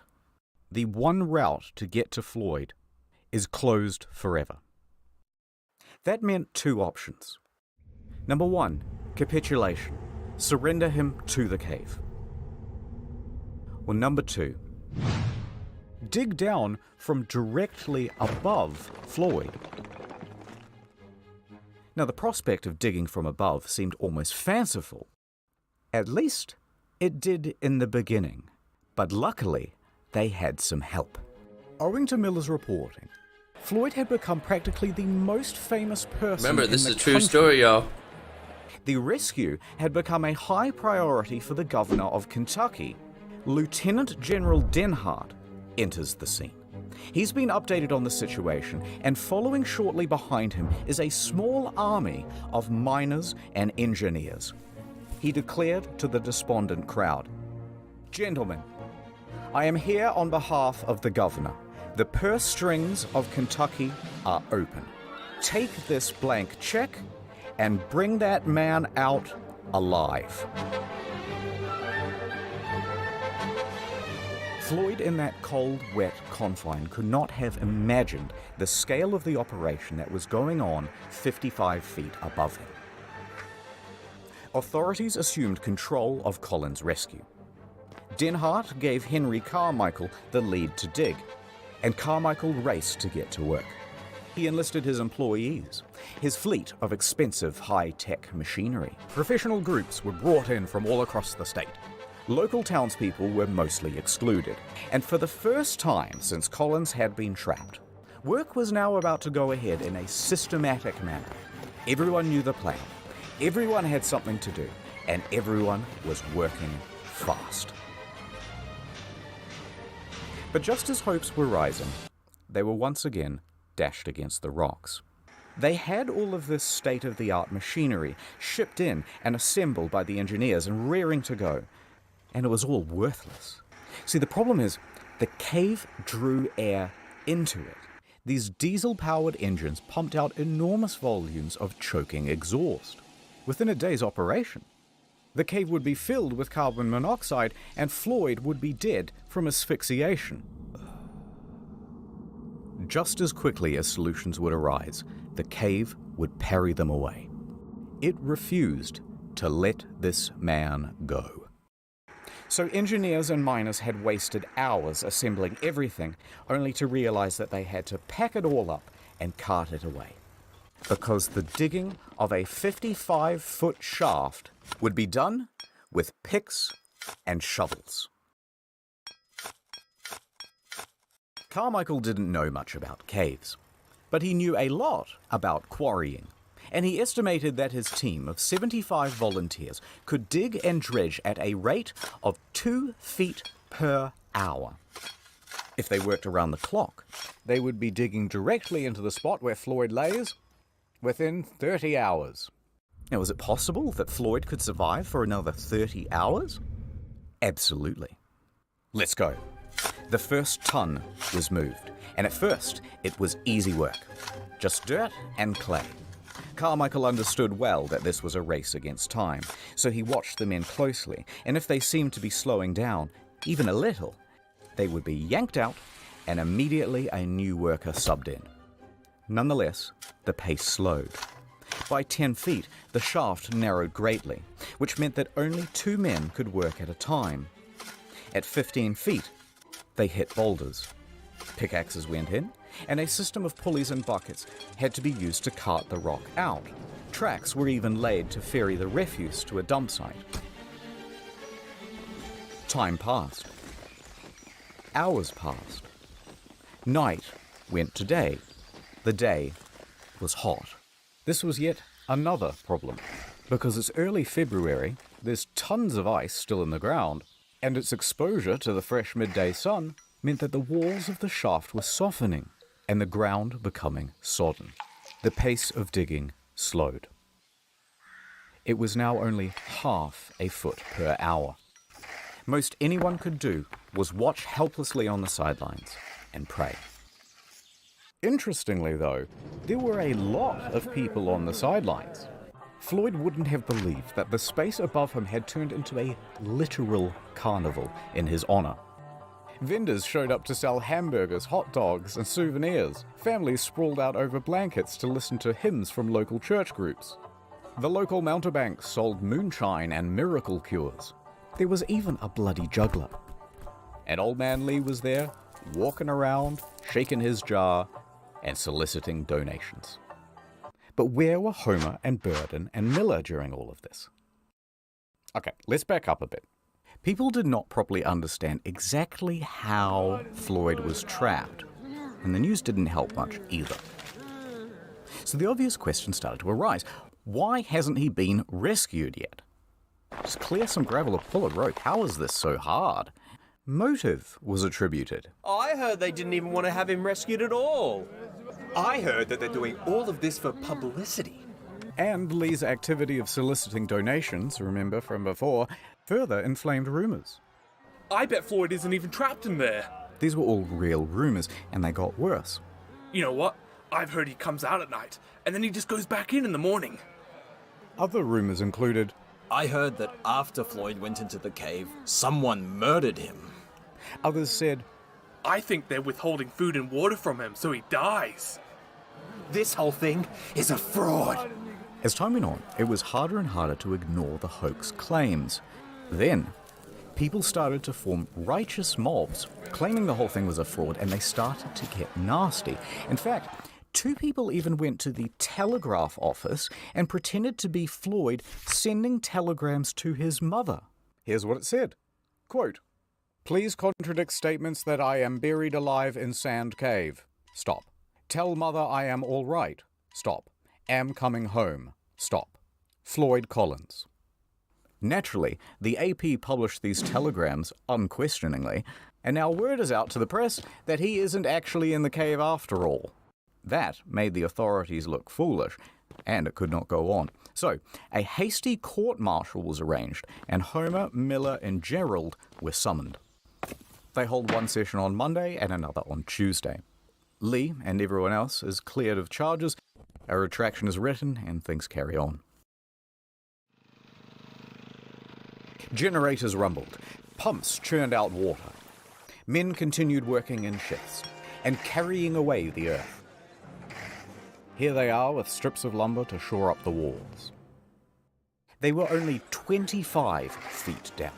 The pace had slowed to 4 inches per hour. In their desperation, they resorted to dynamite, but this did little to the boulders. Despite all these bleak circumstances, people's spirits were high, because everyone was keen for their turn to dig. And because they had one more thing to latch onto. He is probably still alive. Now, how do they know that? Okay, so remember that light bulb around Floyd's neck? Well, it's powered by a simple copper wire. Bare copper wire is subject to very minute fluctuations in resistance. So, an engineer rigs up a radio amplifier to this wire to read the current and see those small fluctuations. There they were. About 20 per minute, the rate of steady breathing. As his chest expands and contracts, they can read it from this device. And so, they kept going. And going. And going. 30 hours was the original estimate. Now 144 hours had come and gone, and they were only at 44 feet. Then rain fell. Rain that mixed with dirt to make mud, much of which then froze to make ice. Ice which expanded and damaged the integrity of the shaft walls. Slowing down with every hour, they continued.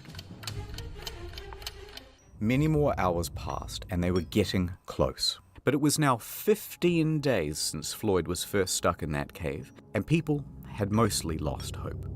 That excitement in the newspapers was tempering down. Visitors began clearing out from Cave City. Many still held on to hope, but their final lifeline, that light bulb, had burnt out. And it wasn't possible to do any more readings on the radio amplifier without it. No one knew if Floyd was still alive. Another 51 hours would pass before, finally, they reached the 60-foot depth. I'm in! Chisel! A chisel is handed down. At 1:30 p.m. on Monday, February 16th, Sand Cave would open once again. For 17 days, Floyd had been trapped underground, stuck in the same position. 4 days without heat or light. 12 without food or water. But maybe the dripping of the cave water had provided him with some sustenance? There are stories of people surviving harsher extremes. Rescuers frantically tugged at rocks to widen the hole. Everybody stood by, absolutely silent, peering into that hole. Ed flashed his light into the gap, then eased himself in. Brenner aimed his light around the room, and then, finally, at Floyd. The first thing he saw was a golden shimmer. It was not the light bulb. It was the reflection of Floyd's tooth. His mouth hung open. He was dead. Brenner was helped out of the cave, and he delivered the news. Dead.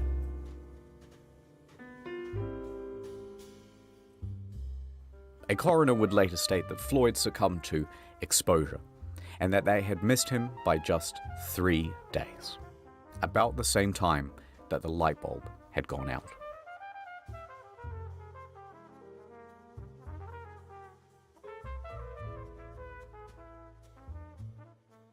But what would they do now with the body? The shaft walls were ready to fall inwards, and risking lives to remove a corpse was seen as just irresponsible. So the following morning, officials made a decision. Floyd would be entombed where he lay. The cave would keep its victim. Now, this did not sit well with the family, but what could they do? The next day, they planned the funeral. The town emptied of people, and the shaft with Floyd at the bottom was refilled with soil. But that's not quite the end of the story. But if you hung on for this long, keep holding on, because things are going to continue to get interesting. But first, let me do a wrap-up of where everyone is and all that stuff. Context. The Collins family already had financial hardship. Locals saw Old Man Lee scouring the rescue site for glass bottles. But the owner of the land, B. Doyle, and supposed friend of Floyd, was wholly unsympathetic. He erected a sign on the highway which said, 200 yards away, the body of Floyd Collins is imprisoned in Sand Cave. Then he began charging tourists 50 cents apiece for the opportunity to gander into the hole. It's 100 years later, B's dead. Let's call it even. Also, remember those claims of Kentucky being an open purse? Well, the state reneged on the deal. They refused to pay many of the rescuers, and most of them went home without any compensation. Some of them did make some money out of the situation, though. They lucked into vaudeville gigs and roamed the country, giving their first-person account. Miller, however, received an astonishing offer, a $50,000 contract from the Chautauqua Lecture Circuit, equivalent to the better part of $1 million in today's money. He declined. He continued to work at the Louisville Courier-Journal.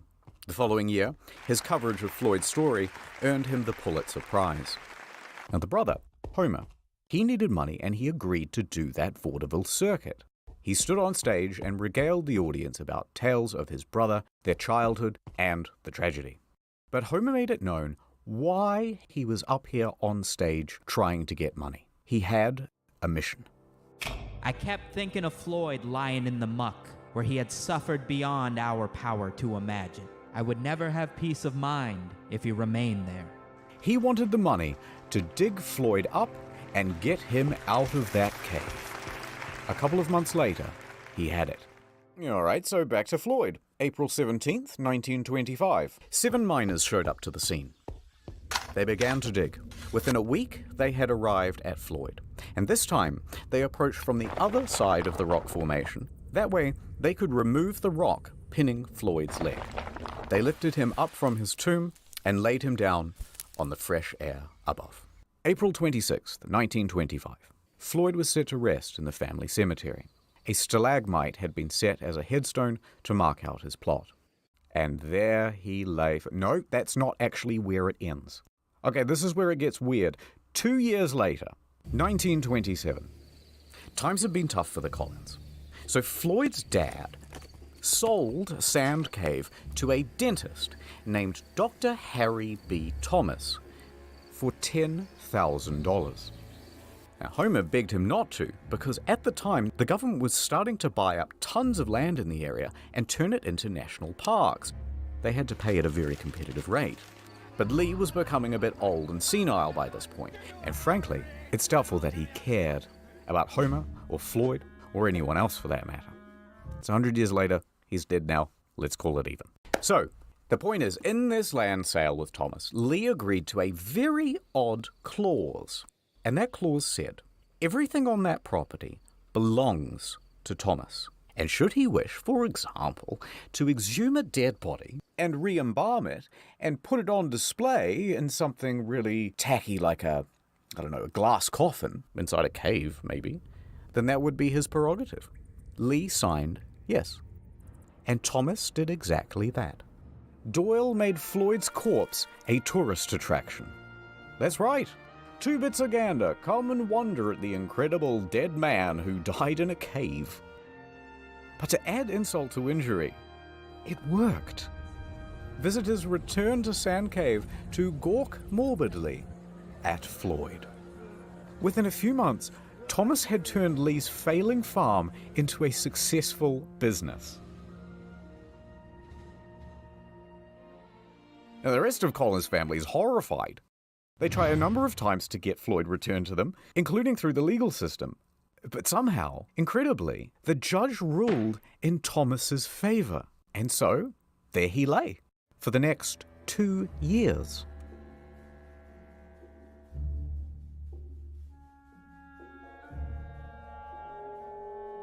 The cave was not done with Floyd. Until someone hatched a plan. 2 years later, it's midnight, outside Sand Cave. Footsteps can be heard rustling through the brush. Now, we don't know who these 2 men are, but we know why they are here. To rob a grave. They sneak inside and clamber over the rocks in the darkness. Reaching Floyd's casket, they undo the latch and throw open the lid. There is his shriveled body. They throw him in a gunny sack and they race off into the night. For 800 yards they carry dear Floyd, like a couple of sweaty Santas about to deliver a really terrible Christmas present. Panting, out of breath, knowing that they're going to get caught any minute, they reach the Kentucky Green River hillside. There's no time. With a 1, 2, 3, they launch his body towards the river, and Floyd goes sailing into the air, up, up, into the starlit beyond, and landing in a bush. Oh, God. The 2 men flee from the scene. Now, the next morning, Thomas notices that the body of Floyd is somewhat missing, and he contacts the authorities. The police come, they dust the casket for fingerprints, and bloodhounds are given Floyd's scent and let loose into the hillside. A few hours later, they manage to find him, a tangled up mess near the river, but this time with a leg missing, that same one that was trapped under the rock. So, despite his protest, it had been amputated. Neither the leg nor the culprits were ever found. And while it would be nice to think that this was some well-intentioned duo that did this out of the kindness of their hearts to free Floyd, it's much more likely that it was an act of vandalism because Floyd was simply too much of a hot tourist attraction. The following day, Floyd was cast back into the cave, back into his box, and it was covered by a metal lid, surrounded by a metal chain, and locked with a padlock. He was now more trapped than he had ever been. This cave had spun fate once again to make sure that its victim would never leave. And so, time passed. Floyd's body would continue to decay. The rot from his body would eventually rot the casket too, and every decade or so, it would need to be replaced. A few years later, he was no longer on display, but even then, he remained in that box for many more years. In 1961, Floyd's Cave was purchased by Mammoth Cave National Park, and it was closed to the public. There would be no more visitors. The entrance itself to Floyd's Cave was closed with a steel gate and bolted, then welded shut. But the Collins family never gave up objecting to Collins' body being left in the cave. And here is where the story ends. In 1989, at the Collins' request, the National Park Service ventured into Floyd's Cave. Continuing on a more than 60-year tradition, a team of people worked over the course of several days to remove him from the cave. They took him out, left the cave, locked it behind them, and laid Floyd to rest at the Mammoth Cave Baptist Church Cemetery. After 64 years in Sand Cave, he is now finally at peace. The end. Thank you to Wendigoon as Floyd. If you don't let me out, I'm going to hire a gang of hitmen to come to your house and kill your family. Samito as Homer. The BTS meal McDonald's bag that has I'm McDonald's hungry. and BTS. Shut the fuck up and eat some BTS, bro. Ordinary Things as Miller. I'm enthusiastic, but would ultimately duck out the back exit. Rusty Cage as Gerald. Oh, well, hello there. Haven't seen y'all in a while. This is a great Welcome to video. my new home. And many kudos as Burden.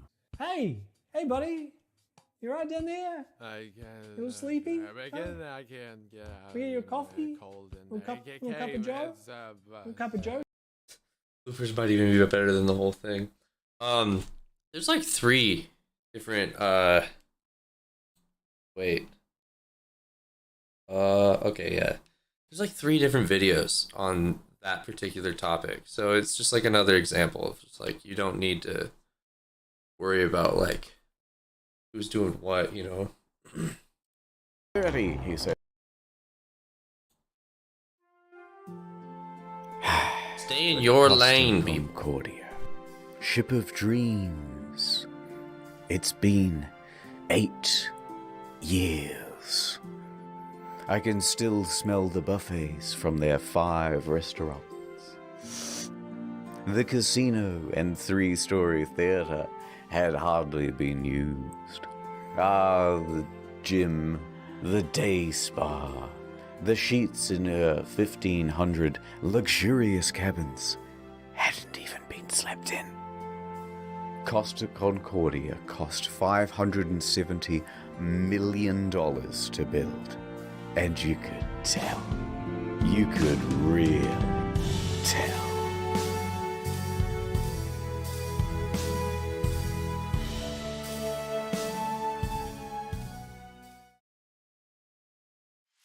I remember it like it was just a few years ago.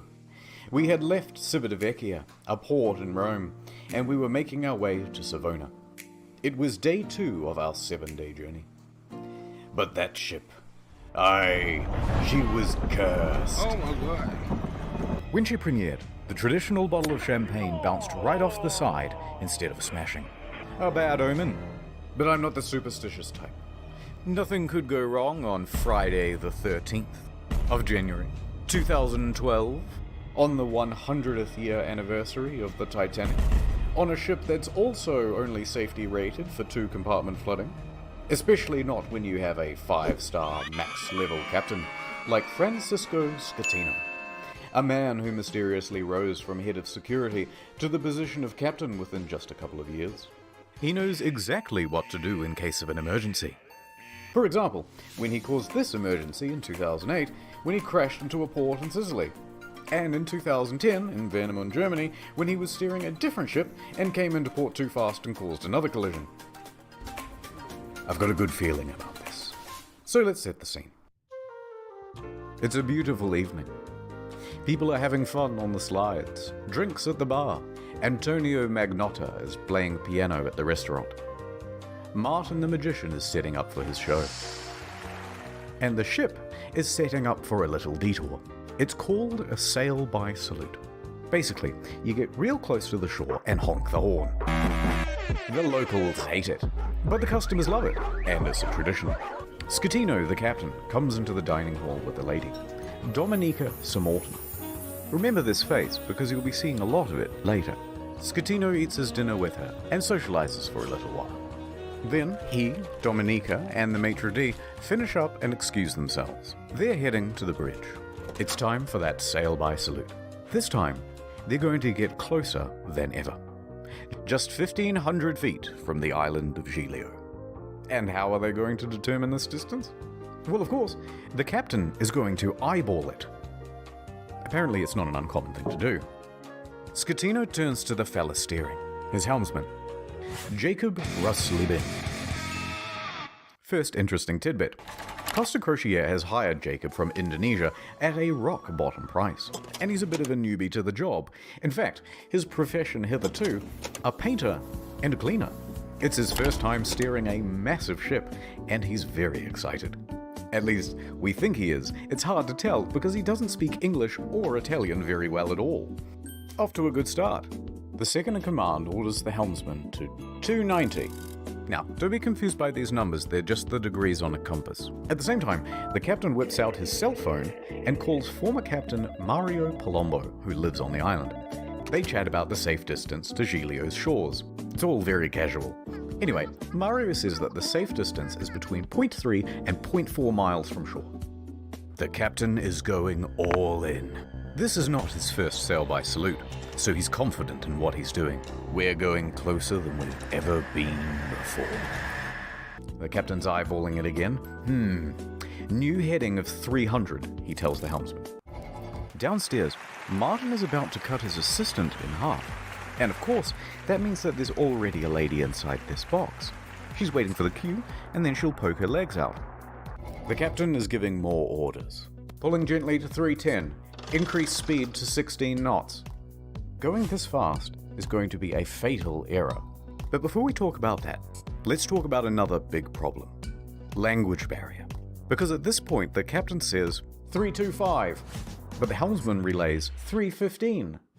So the first officer intervenes, and he goes, no, 335, which is also wrong. And then the captain clarifies, no, 325. The helmsman confirms 325.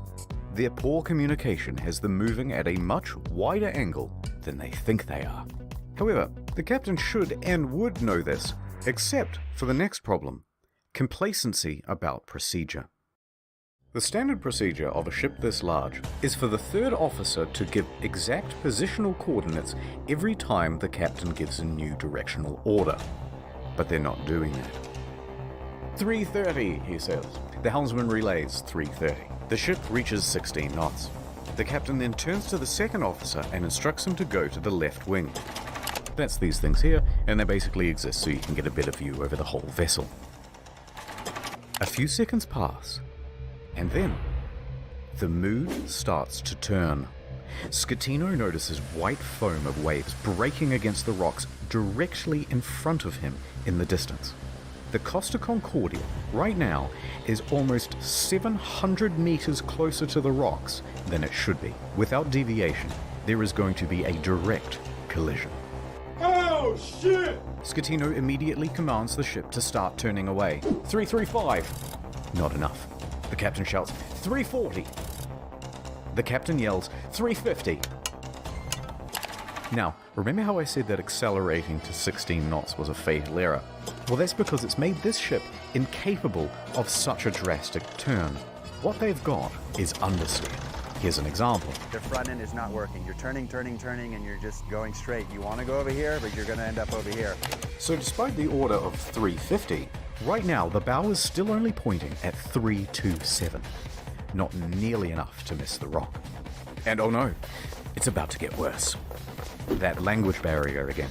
In these critical moments where every second counts, the helmsman wrongly relays 340. The captain snaps back, 350 starboard or we end up on the rocks. The third officer goes to assist the helmsman. Now, don't get confused by the orders from here. We're changing over to rudder instructions. The captain yells, starboard 10, starboard 20, and still it's not enough. Hard to starboard. That means as hard as it'll go. But at this point, even if they clear these rocks, they need to get the rest of the ship to swing around it. So the captain yells, midship, which centers the rudder.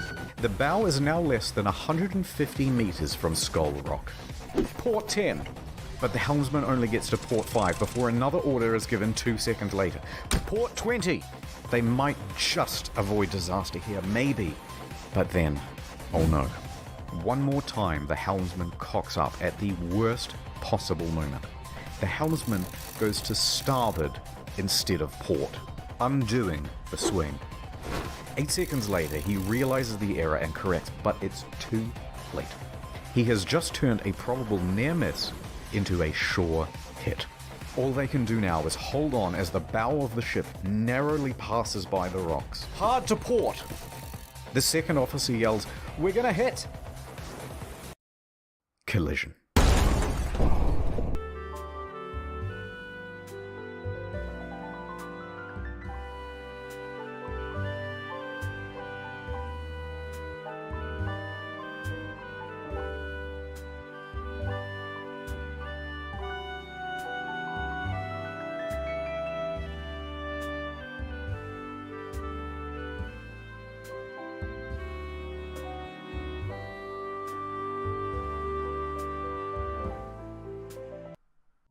Downtown, Nordtown.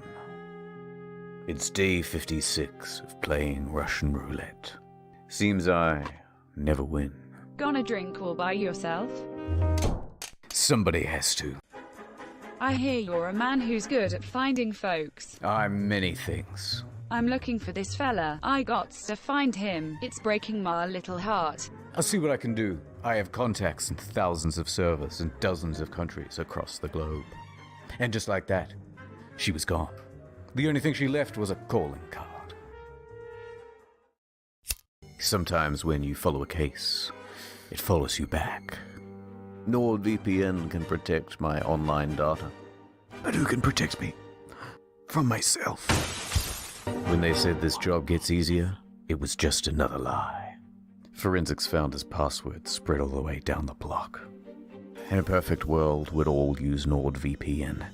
But I guess this isn't that kind of story. I took the brakes off my car. Man like me never really learned how to stop.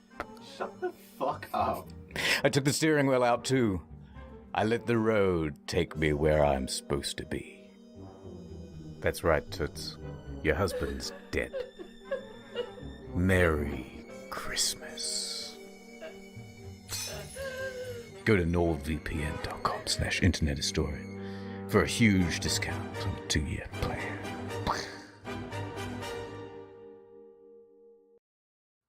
Ad over. The ship hits rocks on the port side. A 53-meter gash opens up in the hull, and thousands of tons of water begin pouring in. A loud scraping and bang is heard by all passengers. At the helm, there's panic. Rumblings in the dining room. Martin awkwardly pauses his act as he's helping his assistant into the box. Meanwhile, the lady inside is trapped and terrified. There's confusion across the ship. All of the crew off shift come back on duty. All officers run to the bridge. Technical crews run down to the lower decks to assess damage. On connection with the rocks, they lose propulsion and slow to 8.3 knots. And they are now adrift. Close the watertight doors at stern. Enormous volumes of water are pouring in. So much so that within 29 seconds of collision, all 6 engines stop working through flooding. 22 seconds later, a blackout happens. Lights, electrics, the water pumps too, everything. The captain orders the helmsman hard starboard. This is the final position of the rudder before power to that too is lost. The Costa Concordia, now without power, is drifting starboard, plunged into absolute darkness. A quick breakdown of the flooding. When the Concordia struck land, it tore open 3 watertight compartments. At first, compartment 5, which filled very rapidly. Then 6 more slowly, 4 shortly after. Then 7, 8 and 3.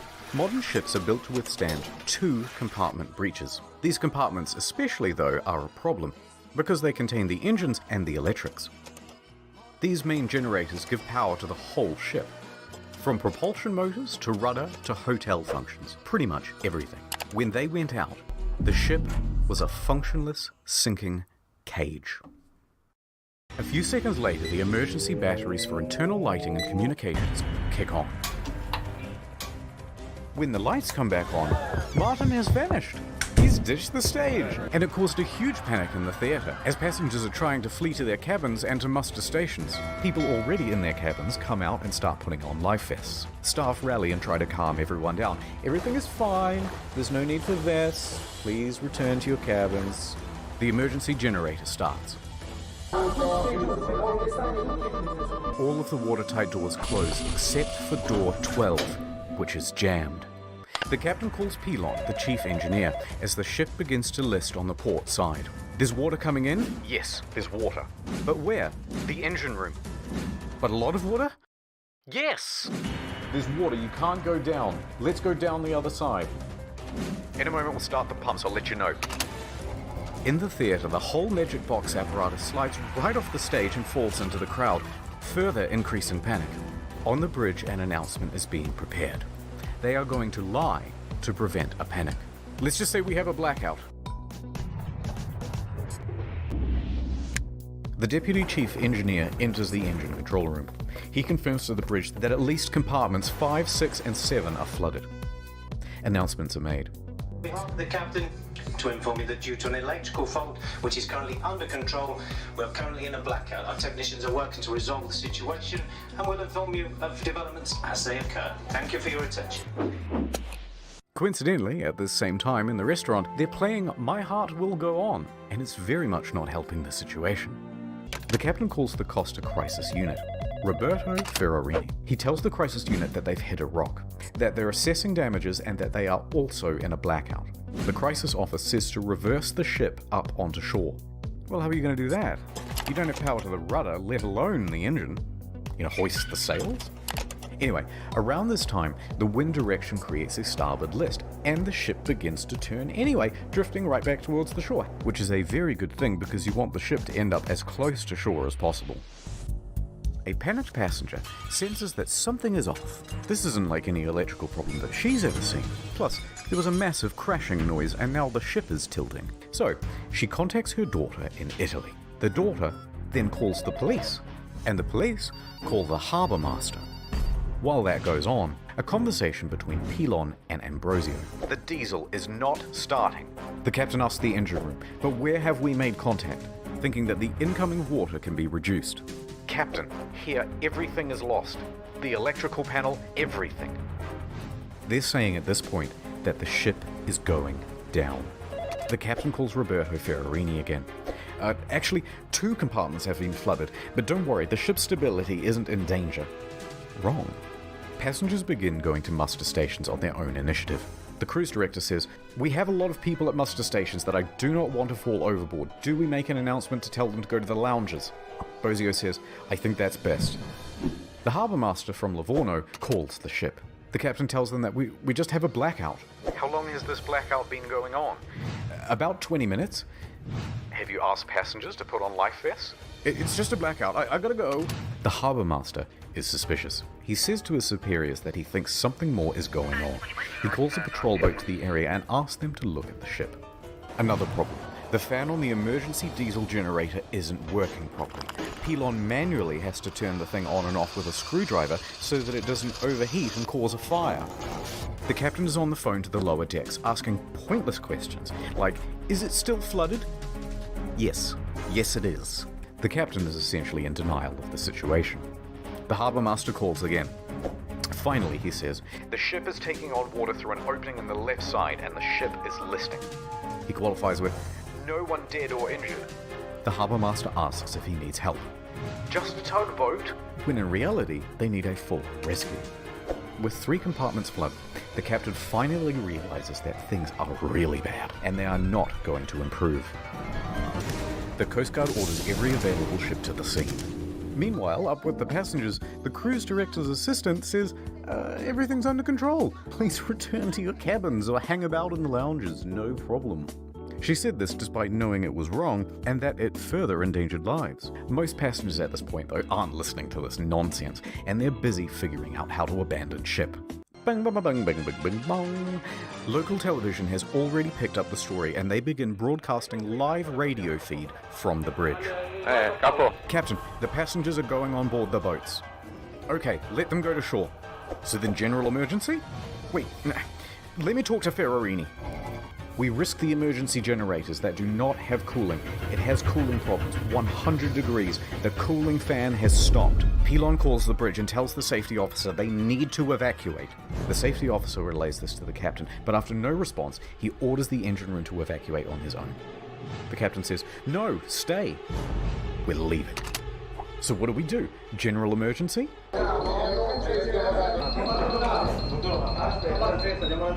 The captain tells Ferrarini that he's abandoning ship. Abandoned ship!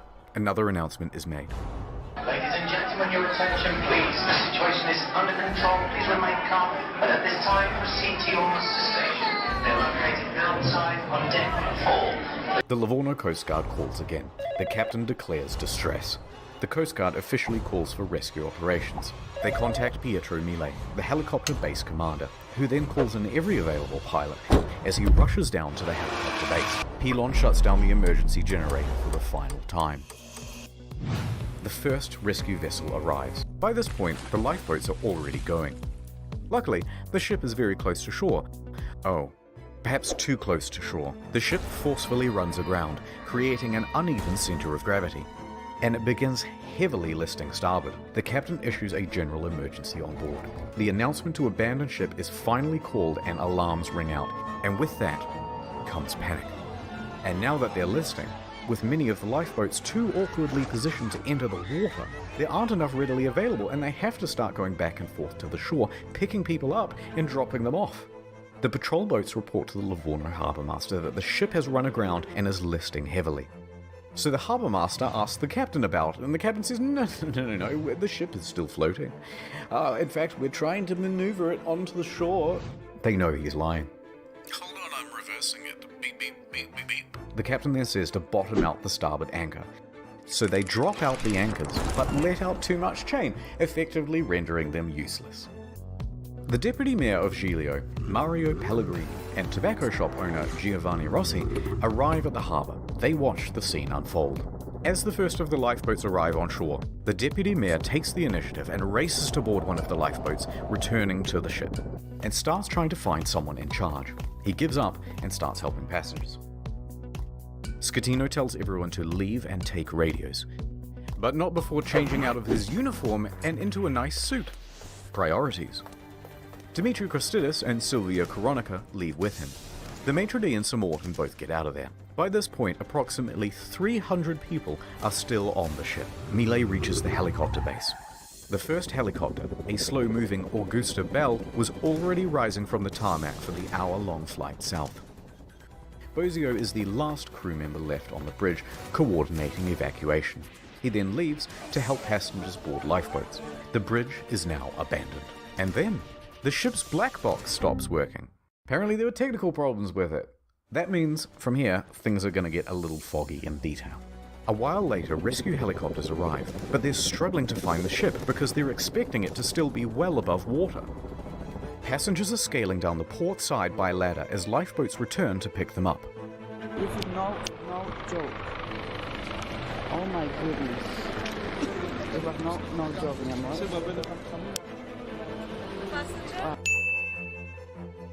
Yes. He's not allowed to make a film movie. I'm allowed. Who say you are? A second helicopter, a faster model, sets off. The ship stops healing and comes to a final resting place.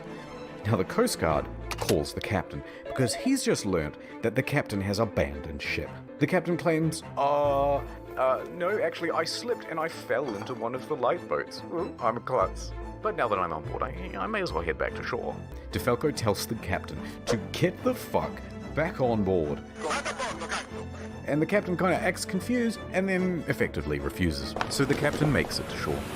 From here, we only have mainstream news reports to rely on, so it's not going to be super accurate. But they say that Giglio's police chief then finds 110 survivors on the rocks at Point Gabbianara, and among them is the captain. It's not known whether the captain helped anyone while he was there, and in fact, the police chief claimed that he just sat on the rocks and watched other people do the rescuing. A while later, a rescue boat picks up the captain and takes him to the harbour. He speaks to the police. He then finds the ship's onboard chaplain, Father Rafael Molina, and cries to him for about 15 minutes. Then he goes to the harbour master's office to receive probably the biggest dressing down of his entire life. Port authorities ask the taxi driver to take the captain back to his hotel. The captain takes the 30-second cab ride to the Bahamas hotel. According to the cabbie, he was beaten like a dog. He was cold and afraid. He only asked me where he could buy a pair of fresh socks. But then he perked right up again and gave an interview to a news crew. He told them that he was the last to leave. The captain is usually the last to abandon ship. What happened, Captain? We were the last to leave the ship. All day Saturday, rescuers search for people on the ship. On Sunday morning, a South Korean couple is found in their cabin, safe but shivering. They had slept through the crash and woke up unable to exit their cabin. The last survivor, Manrico Giampandroni, was found with a broken leg. He was the cabin's service director. In the end, 32 people died. The final body wasn't discovered until nearly 3 years later, a crew member, Russell Rebello, and it's believed that he died a hero helping passengers off the ship. The Costa Concordia was the largest cruise ship disaster since the Titanic. And then there's the ship. This is what happens to a 110,000-ton cruise liner when it's left half rolled over in the ocean.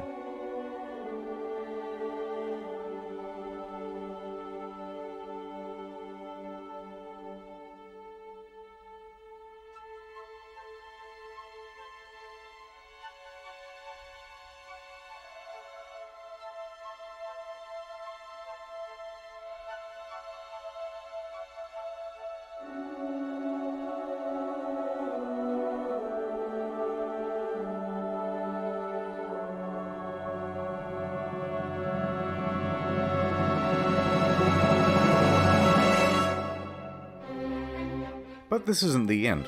It's just the halfway point. What most people know is that the Costa Concordia had crashed, many dead, and that the captain abandoned ship like a coward. But there's a whole veritable spaghetti of details to untangle. Let's dive in. There they are. The deets.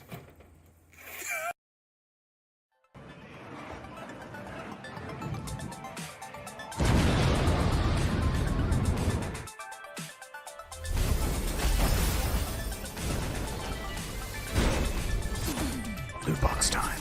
The Costa Concordia was more than just a floating resort. There's a mall, a casino, cha-ching, cha-ching. This iron chest was full of safes and cash registers and expensive fittings. And there were plenty of gamers prepared to sneak by authorities and try their luck in the hot zone. Within days, police divers reported that valuable items, once seen lying around the ship, were now missing. High-end liquor, expensive furniture, dining sets, cash from the casino, cash registers, jewelry and display cabinets, safes, Japanese woodblock prints by famous 18th century artists, as well as the iconic bell, which hung from the bridge of the ship. It was never found. Who steals a big fuck-off bell? Even the server admins were getting involved. 4 divers who were part of the company contracted to refloat the Concordia were spotted on CCTV, sneaking out to the ship. A patrol boat was dispatched, and the men were caught inside the fancy suites with rucksacks full of stolen goods. The 4 men are charged with stealing and thieving and pinching. Later on, stolen as well as legitimate items found their way to Amazon and eBay. Chips from the casino, postcards, and cabin access cards became highly sought after souvenirs. It even has a watermark. Some Australian guy even made a listing for the ship itself, advertising it as buyer to collect. And although there were plenty of bidders, eBay pulled the plug.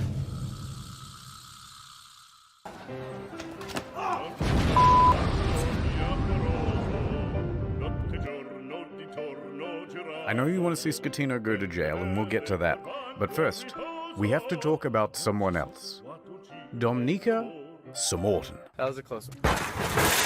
There was speculation that she was on the bridge that evening because she was the captain's mistress.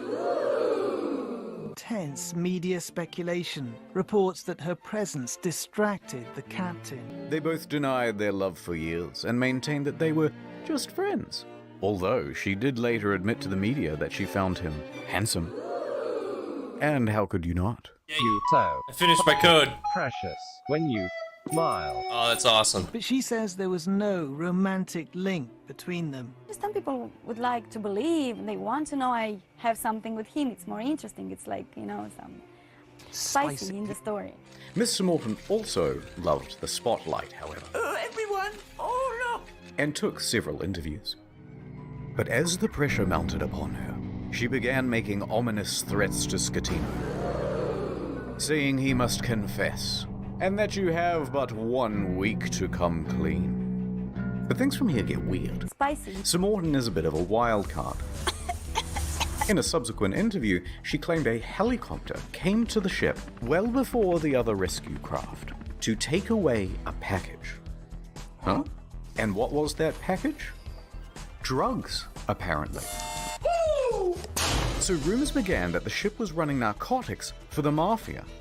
And not without cause. A number of cruise ships, even recently, have been caught trafficking drugs. As an aside, Scatino was tested for drugs immediately after the crash. He tested negative for drugs in his system, but trace amounts of cocaine were found in a hair sample. Makes it smoother and less dry. Nonetheless, the Concordia was searched and no drugs were reportedly ever found. How did we get here? Oh right, a helicopter. Samorton commented on it again the next day and said, actually, that helicopter was just for the captain as a means of evacuation from the ship. Okay, wait. So she expected to get some sort of first-class rescue while everyone else was still stuck on the ship? Wait, how did we get here? Oh, right, sex with the captain. Divers were quick to head to the captain's cabin where they found Miss Samorton's lingerie and other articles of clothing as well as a makeup bag. The jig was up, but they continued denying it. Samorton mostly faded from international attention until she was told to appear before the court to present witness testimony.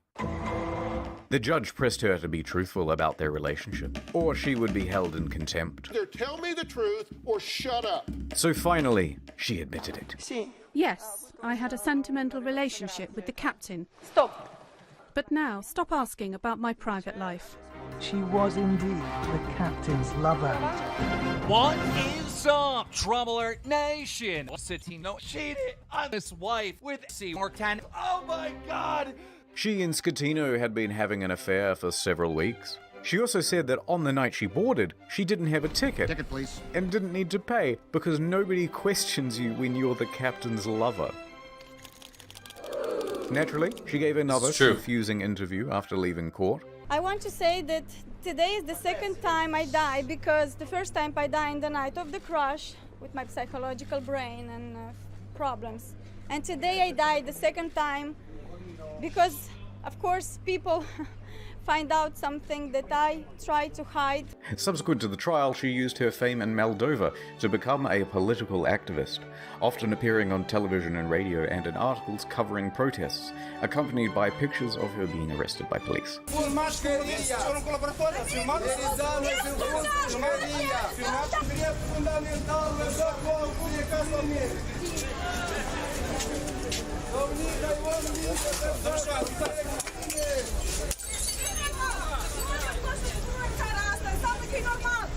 It was some stuff about victims of violence, women's rights, girl power, yada yada yada, and interestingly, part of a push to block the sale of shares of Moldova's train network to Russia. Other than that, I don't really know what she's been up to. Let me just check on her Oh God, not again.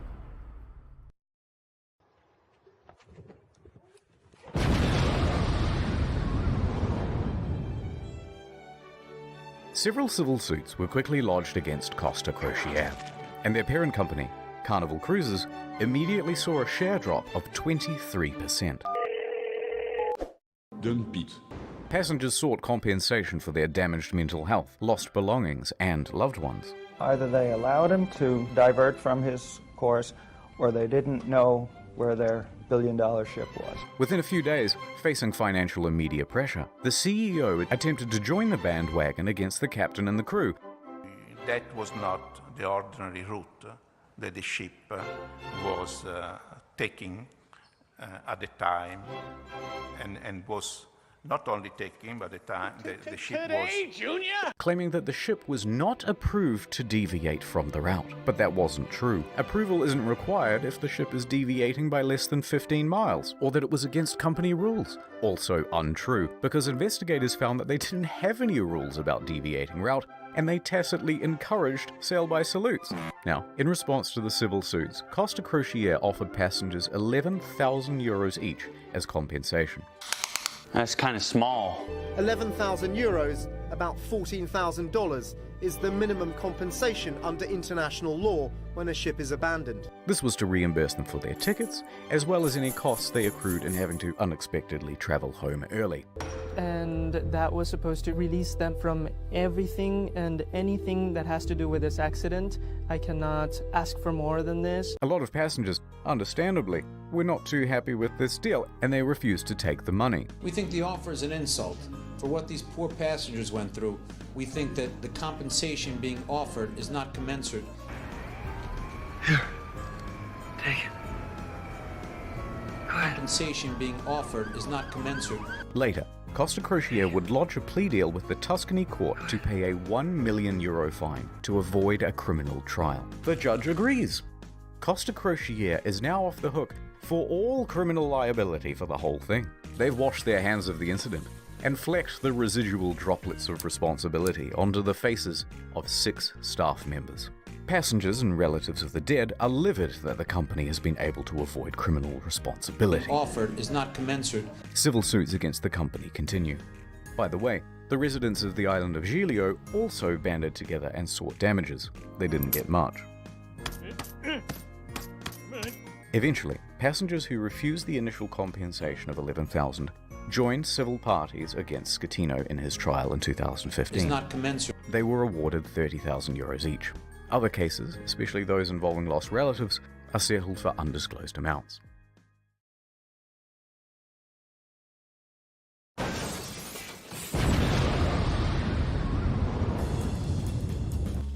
New York attorney Peter Renee traveled to Budapest to represent 6 real survivors of the disaster. At Ronay & Ronay, we personally work on every case. And we'll work harder than anyone to get you the most money possible in the shortest amount of time. And while on the job, a 7th case cropped up via email. An elderly woman, Alona, said, "Help me, Mr. Ronai, for I have lost my daughter, Eva, and my 5-year-old granddaughter, Roxana." So Mr. Renai agreed to speak with her. However, there were some inconsistencies in her story. Neither Eva nor Roxana were on the passenger list. Odd, but Costa is known for having stowaways. Gotcha, bitch! Still, Mr. Renai was suspicious. They wouldn't cheaty old Petey, would they? Renai inquired further about why she was on board, especially without a ticket. Ilona said, "Well, I don't know, but you should ask her boyfriend. Zolt Horvath. He'll know all the details." "I'm up all night. I'm going crazy," he said. But Mr. Renai was still suspicious. Because then she asked, "How much money do you think this is worth?" This is a huge red flag, Petey. In 20 years of doing this, you've never had anyone ask about money. Why now? So Mr. Renai hired an investigator and sent photos around of the missing girl. The next day, the phone rang. Oh, hoi hoi. It was the boyfriend again. Look, there's been a bit of a misunderstanding and the child isn't missing at all. Uh-huh. And then he claimed he was confused because he had done too many drugs the night before. Oh. Okay, can I speak to the daughter then? At first, he was refused. So Renee said that he'd have to file a missing persons report to the police if he couldn't. The boyfriend relented. That night, Renee met with Zolt and brought the police with him. He speaks to the granddaughter and asks her if she's seen Mum. Yeah, I saw her today. Oh, really? Yeah, we went to the park today and we went on the swings. Oh no, the jig was up. So the mum walks into the room sheepishly. It's a miracle! And the story changed again. Okay, I'm not dead, but I did injure my leg when I jumped from the ship. And then I immediately flew back to Budapest. Although don't worry about checking my leg because there are no visible marks or injuries. Oh, Petey, I'm beginning to think they weren't even on the boat. Also, it turns out this lady isn't her mum, it's just a neighbour. Eventually, Renee managed to make the pair confess. And then they said, hey, we haven't done anything wrong. We haven't taken any money. And in the end, it looks like there'll be no criminal punishment for the scam, because Hungary, a former communist country, has no laws against insurance fraud on the books. The law firm that never sleeps, call 1-800-6647. Oh, that's a bad idea. Oh, that's a very bad idea.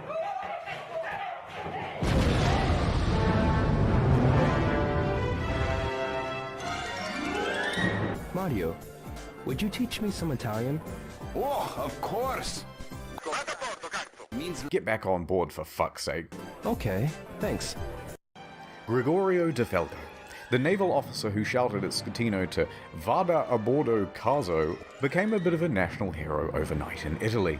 He, like the rest of the world, expected Schettino to go down with the ship.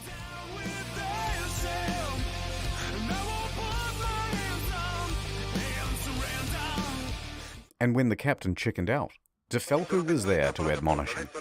And when he stopped answering the radio, he called him on his cell phone to continue putting him on blast. When the captain first reported just a blackout, De Falco didn't believe the story and immediately began preparing a rescue effort, which likely saved several lives. His actions were applauded by most Italians who were tired of their public servants being corrupt and avoiding responsibility. Accordingly, shirts sporting "Vada a bordo caso" were being printed by the end of the week, others setting it as their phone's ringtone. But then, in September 2014, without warning, De Falco was transferred to an admin role in the Coast Guard. Hear what I said? You've been demoted. De Falco said that he had been passed up for promotion, that he had also not been told which admin office he was even being transferred to, and that it all effectively cancelled 10 years of his career. De Falco was tres furioso, and there was public speculation that it was owing to bad blood between himself and Admiral Delano, his former boss. His status among the public overshadowed his superior in many ways. On the other hand, his boss said, no, it's part of a normal career progression for naval officers and that he must show more maturity and professionalism to advance his career. Now, it's hard to know what's true in office politics, so let's leave that alone. And anyway, in 2018, De Falco said "Buenas noches, you later" to the Italian Navy to become a politician. In March that year, he was elected to the Italian Senate, serving as a member for Livorno. He still serves there today. I'm the captain now.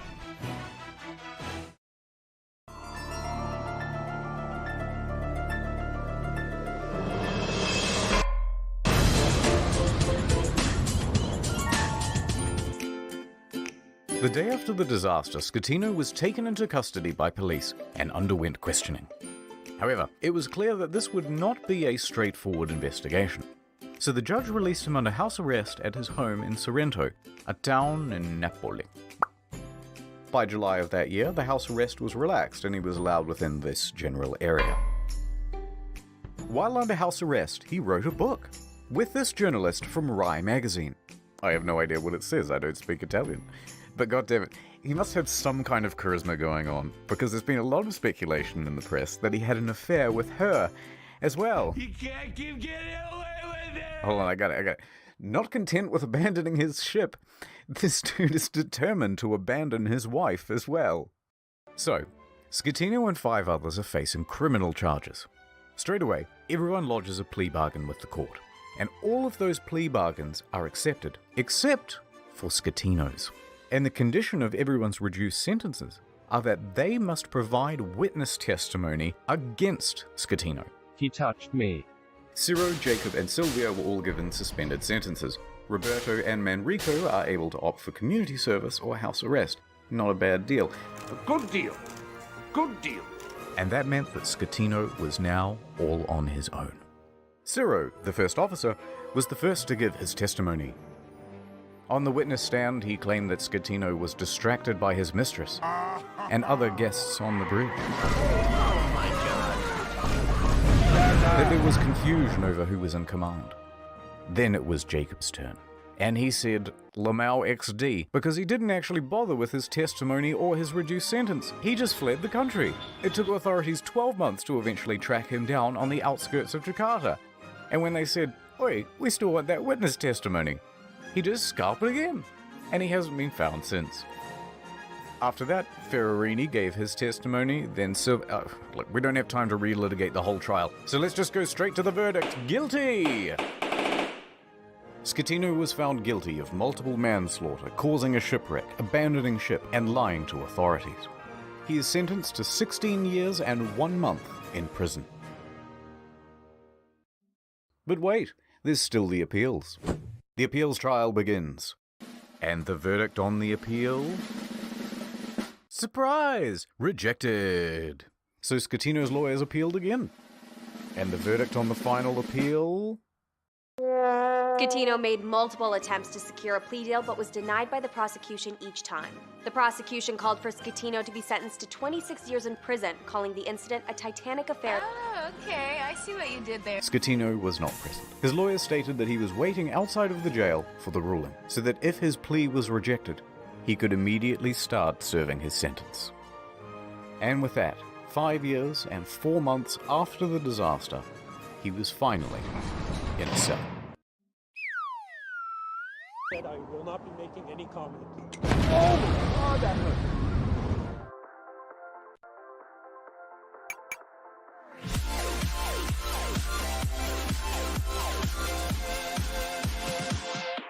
The salvage operation was enormous.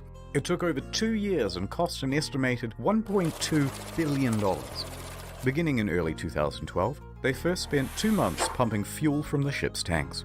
At the same time, they had to pump seawater in so that the balance wasn't affected and the ship didn't slide around. In early 2013, a platform was built under the ship to prevent it from falling further. Sponsons were then attached to the sides of the ship and cables attached to the underwater platform. The sponsons were then dragged underwater and opened up to allow the ocean to fill them. The ship could then roll over properly. By late 2013, the ship was upright once more.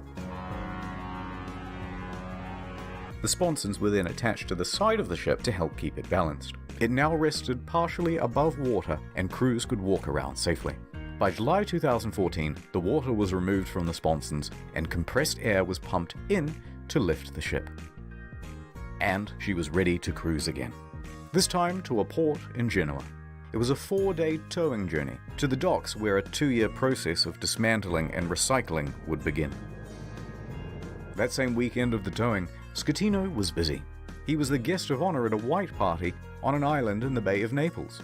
He appeared on the front page of a local newspaper, flanked by 2 of Italy's most eligible bachelorettes.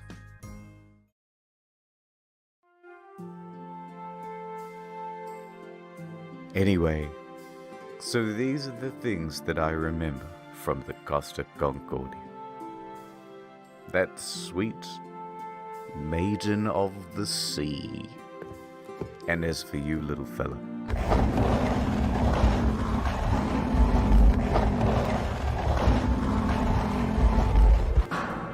well, it's time to return you from whence you came. Jeez.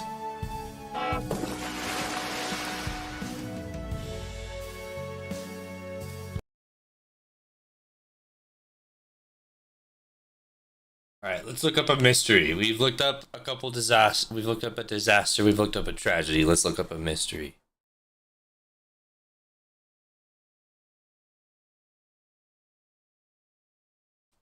The disturbing mystery of the Jameson family. Oh, we did the unlock. I guess we did do the Emmy Rose earlier, didn't we?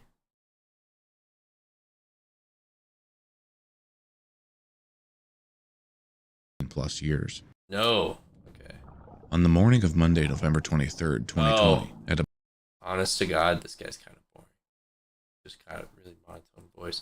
Okay, here we go. Hello, everybody. Welcome back to the channel. Videos. Happy Halloween. Always good. And I'll be honest, for Halloween, I was kind of struggling to come up with what concept I wanted to do a video on. Because, you know, I could talk about, like, scary movies or demons or whatever, but that's just, like, me any other day of the year. So I decided for Halloween, why not talk about the one thing that truly, deeply terrifies me, and that is the ocean. See, I suffer from immense thalassophobia, and it's not like a specific fear of sharks or water or swimming or anything like that. It is the infinite depths of the ocean itself. There have been countless stories throughout history of the largest grave on Earth taking in people and refusing to give them back. For humans, the majority of our fear revolves around the idea of the fear of the unknown, and the ocean itself has proved to be the one unknowable consequence of this world. There is such a horrific nature to the fact that it just exists that it's almost mesmerizing. And to prove that today, I'm going to tell a few stories of ocean mysteries that not only terrify me, but I think get across the point of why the ocean itself is so mysterious. At least that's what I'm going to start doing. This may get into a rant of me just talking about krakens and ocean monsters, but we'll see how it goes. And through these stories of ghost ships, sea monsters, and the other unexplainable, I hope that maybe today we can take a look at what is, in my opinion, the scariest thing on Earth. But before we break down all of my deepest, darkest fears, let's talk about something even more horrifying.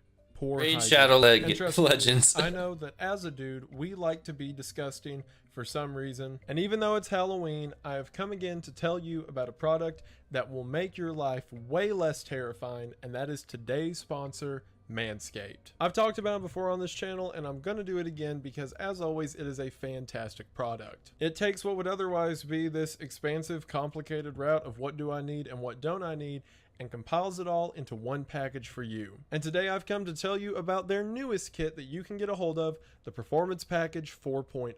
To start off, the Performance Package comes with the brand new Lawnmower 4.0, which is not only a sleek and very well working electric razor, but it also works as a handy dandy flashlight. It also includes the Weed Whacker nose and ear trimmer, because if there's one thing I think we can all agree on, it's that nose and ear hair are gross. Here comes the part where I squirt this into my hand and make a mess everywhere. There is a lot in my hand because I keep messing up this take, but the Crop Moisturizer is a very long-lasting, quick-absorbing moisturizer that keeps you refreshed and energetic all day. As well as the cooling aloe vera and anti-inflammatory toner spray, which you can just give yourself a couple fritz and you are good to go for the day. And with Manscaped's Peak Hygiene Plan, you will be able to get replenishing amounts of all of this straight to your door, hassle-free. And for a limited time, if you get the Performance Package 4.0, you will be able to also get this free Manscaped travel bag, which is actually a solid material and not your standard, like, great value stuff. As well as the Manscaped Anti-Chafing Boxer Briefs, which once again is high quality and not painful. So I've brought all this to you to say that if you go to the link in the description and use discount code Wendigoon at checkout, you will be able to get everything I mentioned for 20% off and with free shipping. That is right. Once again, link in the description, discount code Wendigoon. You will be able to get the Performance Package 4.0, the 2 free gifts, all for 20% off and free international shipping. Thank you all so much for watching this ad. Thank you so much to Manscaped for sponsoring the video. It really does mean the most. I hope that you enjoyed. Check them out, and we are back to the video. We are going to go ahead and get into it, but as always, thank you for watching. To start out, if I'm making a video about ocean mysteries, then I'd be amiss if I didn't talk about the most famous ghost ship of all of history, the Mary Celeste. Well, you may be asking, what is a ghost ship? And we're going to find out right now. The Mary Celeste was a ship originally built in the 1860s, and this wasn't a small ship either. It was 103 feet long and 25 feet wide. The ship was originally called the Amazon before it was in a wreck and salvaged and reconverted into the Mary Celeste. So if you believe in bad karma and juju, this ship was already off to a bad start. The next year, the ship was bought by a man named Winchester, who hired a captain by the name of Benjamin Spooner Briggs, and no, that was his real name. Captain Briggs was to take the ship on its maiden voyage from New York City to Genoa, Italy. Briggs himself was a seasoned sailor, as you can imagine with a name like that, and handpicked a crew of not only his close friends, but other trained professionals. After stopping in New York, the ship loaded up on 1,701 barrels of denatured alcohol, or in other words, pretty much ethanol. Like, it's still alcohol, but you wouldn't use it to drink. Captain Briggs also brought his wife and young daughter along, which was a thing that I guess people did back then. So between him, his family, and the crew, there was a total of 10 people aboard the Mary Celeste. And on November 5th, they set sail across the Atlantic to Italy. That was the last time that any of the crew was ever seen again. 8 days after the Mary Celeste set sail,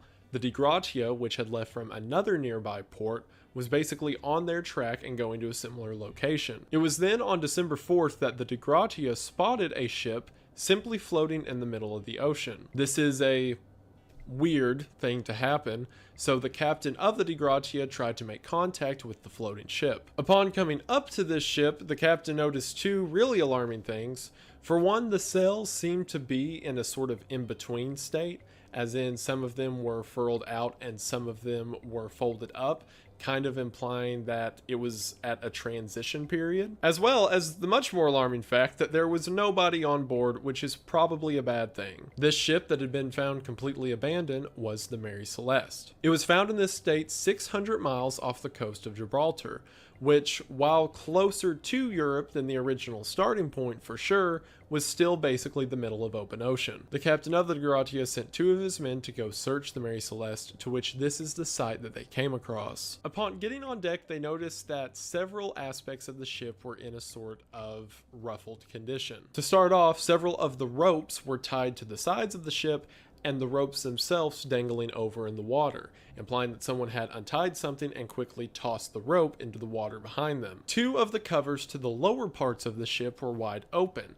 This is traditionally a bad thing to do, especially in long periods, because if there's any rain or dew, it will get down into the lower parts of the ship, as well as a large device that holds the compass and other measurement devices was cracked on its glass and pushed over out of its place, which normally wouldn't be a big deal, but these are massive pieces of metal, and it's not like someone would just pick up a 300-pound block and set it over for no reason. There was also something known as a sounding rod laying on the deck. A sounding rod is basically a makeshift device that's used to determine water depth within a ship. Or in other words, if you feel that there's water within your ship, you can use a sounding rod to see how bad the situation is, and it was just lying there on the floor of the deck. We'll come back to that one later. Perhaps most notably, one of the lifeboats was missing. Not only that, but the rope that was in the place of where the lifeboat would have been located was not untied, but cut. See, when you're out in the middle of the ocean, and especially as a sailor, you've only got a limited amount of rope, so you wouldn't cut it unless you were in a really big hurry. Upon further investigation in the ship,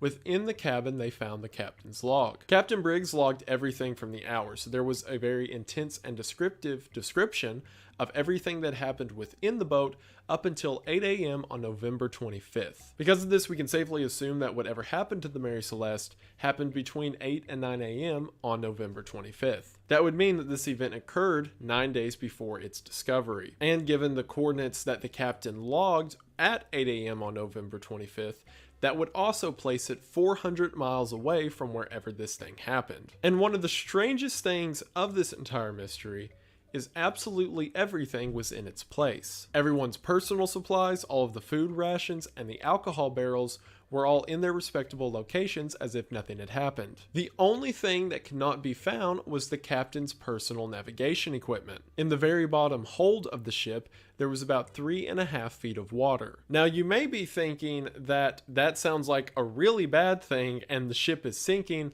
That's actually a pretty normal amount. See, back when boats were made of, like wood, they weren't exactly sealed up all the time and it wasn't uncommon for water to seep in. Also, the deck itself wasn't exactly airtight either, so if there was something like rain, all of that rain would go down into the bottom of the boat. There were pumps in place in order to get water out of the bottom whenever that happened, and the 3.5 feet indicate that the water hadn't been pumped for some time. That's the purpose of the sounding rod I meant earlier, because you could eyeball the water in the bottom of the boat, and it's a very thin line between, we need to pump it and everyone needs to leave right now. The Di Grazia, which is the ship that found the Mary Celeste, decided to bring it into port in order to get the salvage earnings. See, the way it used to work is if you found salvage or some sunken treasure or something along that line, and you were to bring it into port and sell it back to either a state government or a private ownership or whatever, whoever bought the supplies would pay you a handsome finder's fee for recovering the wreckage. So the captain of the DeGradia, seeing a literal empty floating ship full of potential money, decided to bring it into port. However, because he was trying to get money for it,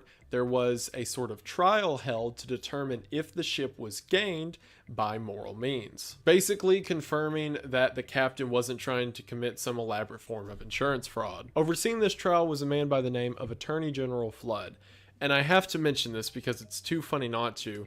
In research for this, there was one historian who said, and I quote, "He was a man whose arrogance and pomposity were inversely proportional to his IQ." Pomposity. That is a fantastic word. I'm keeping it. During the course of this trial, they went through a whole slew of different theories of what happened to the crew of the ship. See, the most crucial piece of evidence, and really the only piece of evidence that anyone has, is the fact that one of the lifeboat tethers was cut, implying that with whatever happened, someone had an opportunity to try to get away. Not only that, but it had to be a pretty desperate situation if they cut the ropes in order to get off in what's pretty much the middle of the ocean. One of the initial theories that got tossed around was the idea of a giant storm that came through and wrecked the ship to a point that they thought it was sinking and everyone left. And remember, there were more lifeboats, so the idea that everyone hopped on one and hurriedly cut it implied that they thought something was happening right away, or the winds of the storm were threatening to capsize the boat. However, an investigator who was sent to look at the ship found several open vials of both ink and oil setting up on tables, which, as you could imagine, if it was a massive storm that was threatening to sink the boat and the waves were tossing it around, those vials wouldn't just be sitting there upright, not having been spilled. And also, all of the alcohol barrels and personal belongings would be all over the place if that was the case, but like I said, everything was in perfect order. That Attorney General Flood that I mentioned earlier really had some dumb ideas about this. He was convinced that there was foul play involved in some way just for eventually this new captain to bring the boat in for insurance fraud, or technically salvage fraud, but pretty much same thing. But this captain is a seasoned captain who's been working for years and makes good money, and Captain Briggs was also a seasoned captain who was making good money doing what he's doing. So it doesn't make sense for them to ruin their whole careers and livelihoods just to make a quick buck. That didn't stop the Attorney General from getting some weird evidence. Like, for example, there was a sheathed sword found underneath Captain Briggs's bed. While which, inspecting the sword, there was something that he said could have been blood. As well as on the deck of the ship, there was other stuff that he said could have been blood. And if it sounds like I'm being vague with those descriptions, that's because he was also being vague with those descriptions. His theory was that the crew members got really drunk, killed the captain and his family, and then took the one lifeboat and just paddled out to sea. Now, this doesn't make sense for a lot of reasons. For one of his points of evidence was that whenever those two men I mentioned earlier, the first ones who got on board the Mary Celeste, whenever those two guys went down beneath deck, they said they could smell alcohol, because if you'll remember, the ship was shipping alcohol. However, this Attorney General took that to mean that the guys were drunk, and I guess totally just ignored the over 1,000 barrels of ethanol that were stored in the ship, even though there are absolutely no signs of a struggle or a murder or anything of the like. This Attorney General was so adamant about this theory that whenever the owner of the ship, Winchester, came over to Europe in order to, get his ship back, the Attorney General immediately began accusing him of how he would be so evil as to allow such a crew of rapscallions to kill a good captain and his family. To which I imagine Winchester was like, what? And the two got into several heated arguments in court over this before it was eventually decided that no one had any idea what happened to the ship. Also, remember the whole blood on the sword thing and blood on the deck thing? Someone analyzed that and it wasn't blood, it was like rust and dirt. And by the time the trial was over, the Attorney General paid the captain of the DeGradia like a third of what it should have been, because the Attorney General was still poopy that, they didn't stab each other and it was like a bloody fight or whatever. But that doesn't answer the question of what happened to the crew of the Mary Celeste. Well, there were several people who still believed the insurance scam story, or the idea that Briggs had put this whole thing together in order to get money off the ship, but again, it was way less than he was making as a captain anyway. And also, that still doesn't change the idea that why would he take not only his crew but his wife and young daughter out to open ocean in order to make a few bucks. Another popular theory at the time was pirates, because pirates were in fact a problem in the 1800s. However, as I mentioned earlier, there was no signs of a struggle or anything likewise, and also if it was pirates, it would be weird for pirates to kidnap people, not take anything on the ship, including one of the 1,000 barrels of alcohol, and then never hold any of that crew they kidnapped for ransom. Because, you know, pirates are in it for the money and the gold and all that stuff. So for them to just kidnap people and then seemingly not do anything with them doesn't make a lot of sense. Also, that doesn't explain the lifeboat thing. People are still so questioning over this whole story that there was one theory that a historian did in the 20s where he said that perhaps because Captain Briggs was religious, he decided to become a fanatic and murdered everyone, threw them overboard before committing suicide and somehow not leaving any trace of this. I should also mention that historian apologized to the family after he did it because, yeah, that may be a little And that's coming from the guy who's about to say the Kraken did it. Two of the more popular theories was that it was either a waterspout or a sea quake. In other words, like a small tornado on the ocean or an earthquake, because that may cause enough turbulence and enough water being thrown around that the ship may begin to sink. However, if it was something like a waterspout that was big enough that it threatened to sink the ship, there would have been, for one, a lot more water in the bottom of the ship, and also everything wouldn't have been as neatly packed as it was. And the same thing can be said about the sea quake. If it was an earthquake that this seasoned captain and his entire seasoned crew thought was at risk of drowning them all, then why was everything in such a perfect condition? Also, the whole lifeboat thing doesn't make sense for either of those. Like, sure, that may make sense for why they were in such a hurry and everyone piled into one and cut the ropes, but if you're in a tornado and, like, as a seasoned captain, you're not going to be like, quick, everyone get onto the much smaller boat in the middle of the ocean.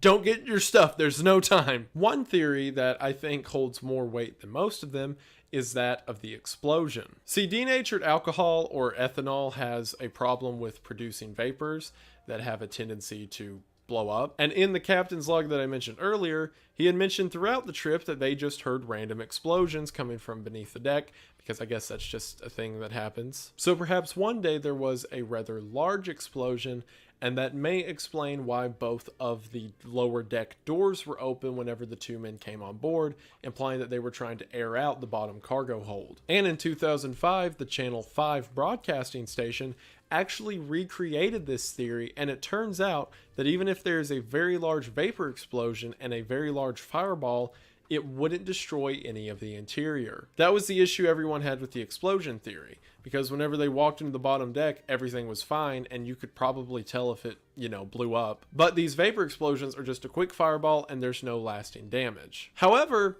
as I mentioned, the captain had logged in his book that this had been happening over the course of the entire journey. And again, none of these guys were rookies. So I can't imagine a scenario in which a slightly bigger one of these fireballs go off and they're all like, we should paddle into open ocean just to be safe. So that still leads into the mystery of what happened to the Mary Celeste. And I think I've been respectful and reverent enough of the dead that I can now say it was the Kraken. The Kraken definitely did it. I didn't mention this detail earlier because it was too dumb at the time, but one of the notes that the Attorney General said in his entire case is that the front of the ship there were several scratch marks. These weren't like enough to puncture into the boat or anything, but they were enough to be noticeable. The Attorney General's theory was that after the crew got drunk and murdered the entire family, they swam around to the front of the ship and cut it in order to make people think that it ran aground in the middle of the ocean. However, that's lame. Wouldn't it be a lot cooler if a Kraken swam up there and it was latched onto the front and that's why the scratch marks are there? And then while everyone's on deck, it just starts grabbing people with these giant tentacles, and then a couple people try to get away by hopping on a lifeboat and cutting it real quick before they too get sucked underwater or float out to sea and die of the elements, whichever's worse. And the best part about that theory is you can't tell me I'm wrong, because cameras didn't exist yet and neither did I. So we're moving on. I think one of the reasons that the Mary Celeste is such a well-known story and so infamous too among people like me who are absolutely terrified of the ocean is because it kind of embodies a lot of the things that make me afraid of it in the first place. It is absolutely unexplainable, and your imagination is pretty much the deciding factor in whatever could have happened to these people. Because just like with the ocean itself, if we're taking a scenario that is so beyond our minds of anything that we can know or understand, then our deepest fears might as well be the truth. And if you're thinking, well, that was in the 1800s and people just used to die back then, which, to be fair, people did just up and die for no reason back then allow me to turn your attention to the Cause 2. I'm going to call it Cause, whatever. Now, the Cause 2 was admittedly shorter than the Mary Celeste, boasting a 32-foot span. However, it was still a yacht-class vessel and definitely capable of sailing in the ocean. On April 15th in 2007, a 3-man crew decided to go out on a recreational expedition aboard the Cause 2. They set out from Queensland, Australia, and from everything that I've read of the family members of the people who were on the boat, it seems that they were just going to spend a few days going from different docks and sailing about at sea. That was until on April 18th, a helicopter spotted the boat and noticed that there didn't seem to be anyone on it. After some reports and investigations, eventually on April 20th, the boat was found and boarded about 88 miles off the coast of Australia. And similar to the Mary Celeste, whenever they got onto the boat, the entire crew was missing. Now, notably, the situation aboard the Cause 2 was noticeably more unnerving. There was food laid out on plates along with silverware, implying that everyone was just about to sit down to eat. The laptop was open and still on, implying that someone had just been using it. Even the engine was running. Everything pointed towards the idea of everyone simply just hiding as if the boat was being used only moments ago. Furthermore, all the life jackets were still hung up and none of them being used. The GPS was still working along with all distress functions that the boat had, although none of them had been activated. Even more so, on the front of the boat, the small life raft as well as the anchor were still tied up and not being used, meaning that it seemed no one tried to stop the boat or make an escape. The one thing that was amiss on the boat is that one of the sails were very badly shredded, as if something had cut through them and torn them until they were useless. The police were able to use the GPS that was on the boat in order to backtrack the path that the Cause 2 took. And then on the GPS path, you can see the boat go out from port on the first day of their journey, slow down all at once, and then just start drifting until it was eventually found. As if the boat was just sailing out, and then for some reason, the engine went into neutral, and those 3 guys just disappeared off the face of the earth. Besides from the sail, the only one thing that, doesn't really count as a miss was the fact that the lure from the fishing pole was hooked into one of the side ropes off the side of the ship, which also paints another picture of what was happening when this all went down.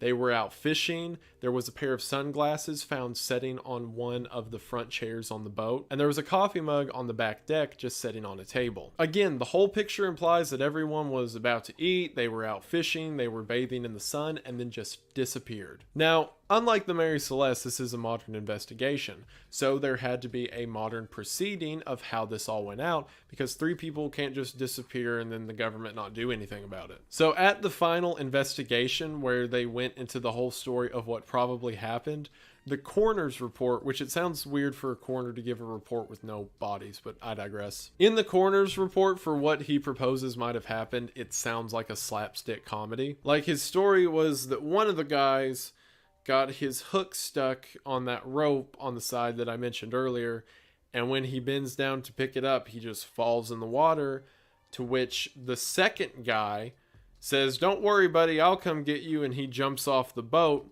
but he forgot to turn the engine off, so the third guy puts the engine in neutral, and then he undoes the sail, but the sail swings all the way around the boat and smacks him and throws him off the side. So his idea was, in the span of 30 seconds, all 3 of them were so incompetent that they managed to like 3 stooge their way into the ocean. But as far as official reports go, that's all that we got. But despite that, as well as large-scale searches along the coast of Australia, no evidence of them was ever found. And what's so shocking about this in particular is you imagine that someone who's taken every precaution between the GPS and the radio equipment and all of that would not have the capability to go missing in the modern world However, that's exactly what happened. And this is a much more recent occurrence, and the families of those who were lost are still alive, so I am not going to make a joke that it was a kraken, so I'm just going to move on. And you may be listening to all this and thinking, well, that sounds pretty creepy. I guess I'll just stay on land where I'm safe. But see, that's how the ocean gets you. And to prove that there is no safety from the most disturbing thing on the entire planet, look no further than the Flannan Isles lighthouse mystery. Off the west coast of Scotland, there is a series of small islands known as the Flannan Isles, with one of the largest being that of the Elanemore Island. In 1899, a very large lighthouse was built on Elanemore Island as a way of signaling sailors who were coming into port. Our mystery begins on December 7th, after the new relief comes in order to stock the island with its new set of wikis. I love that word. See, there were 4 workers who worked at the Elanemore Lighthouse year-round, and they worked in 2-week shifts. In other words, there's always 3 people on the island, and every 6 weeks someone gets to take a break, and it rotates like that. So on December 7th, they make their trade. The relief comes to stay on the lighthouse, as the guy who's taking a break is able to go back to shore. So the 3 men within the lighthouse should not come into contact with anyone else for 2 weeks. However, something weird was noted on December 15th whenever a boat that was coming into shore did not see the light from a lighthouse, which is, again, a bad thing. See, lighthouses have to be on all the time when it's night, because even if it's a perfectly clear night, a ship coming in may not see the island and may hit it, which, again, bad thing. So for the lighthouse to not be shining, either those guys are really slacking off or something's wrong. On December 20th, which would have been the normal relief time anyway, a crew tried to go out to the island. However, there was an uncharacteristically thick fog at the time, and they weren't able to go until the 26th. As a matter of fact, on December 7th, whenever those 3 were placed on the island in the first place, there was a mention of a fog beginning to settle in the area. And again, at the 20th, it was so bad that they couldn't even make their way to the island. Whenever the relief boat finally got to the island, they came to the east dock and for one saw that there were several boxes and supplies sitting on the dock that hadn't been brought up to the lighthouse yet. Furthermore, there was no one to greet them and no signal that a ship was coming in. See, lighthouses are always supposed to be on the watch, and there's always someone looking for ships to come off the coast. So if a ship's coming towards you, you're supposed to raise a specific kind of flag in order to indicate it, although that hadn't happened. The relief vessel, thinking this is weird, shoots a flare into the air and sounds the whistle, but no one comes out to greet them. So they decide to send a small search party to shore to see what they can run into, and this is the sight that they find. The fenced-in gate to the front of the lighthouse entrance was closed, as well as the front door of the lighthouse itself. Furthermore, inside the lighthouse itself, every other door was also closed. All of the beds were unmade, and food had been set out as if someone, again, was in the middle of eating and just going about their day. Now, there's also a mention here that all of the clocks were stopped, and while I really wish that was a super creepy thing, as if there's some weird time glitch happening here, the way clocks worked back then is you had to wind them up, so that just means no one wound them up in a while. I know, we were really close to, like, time ghost stories, but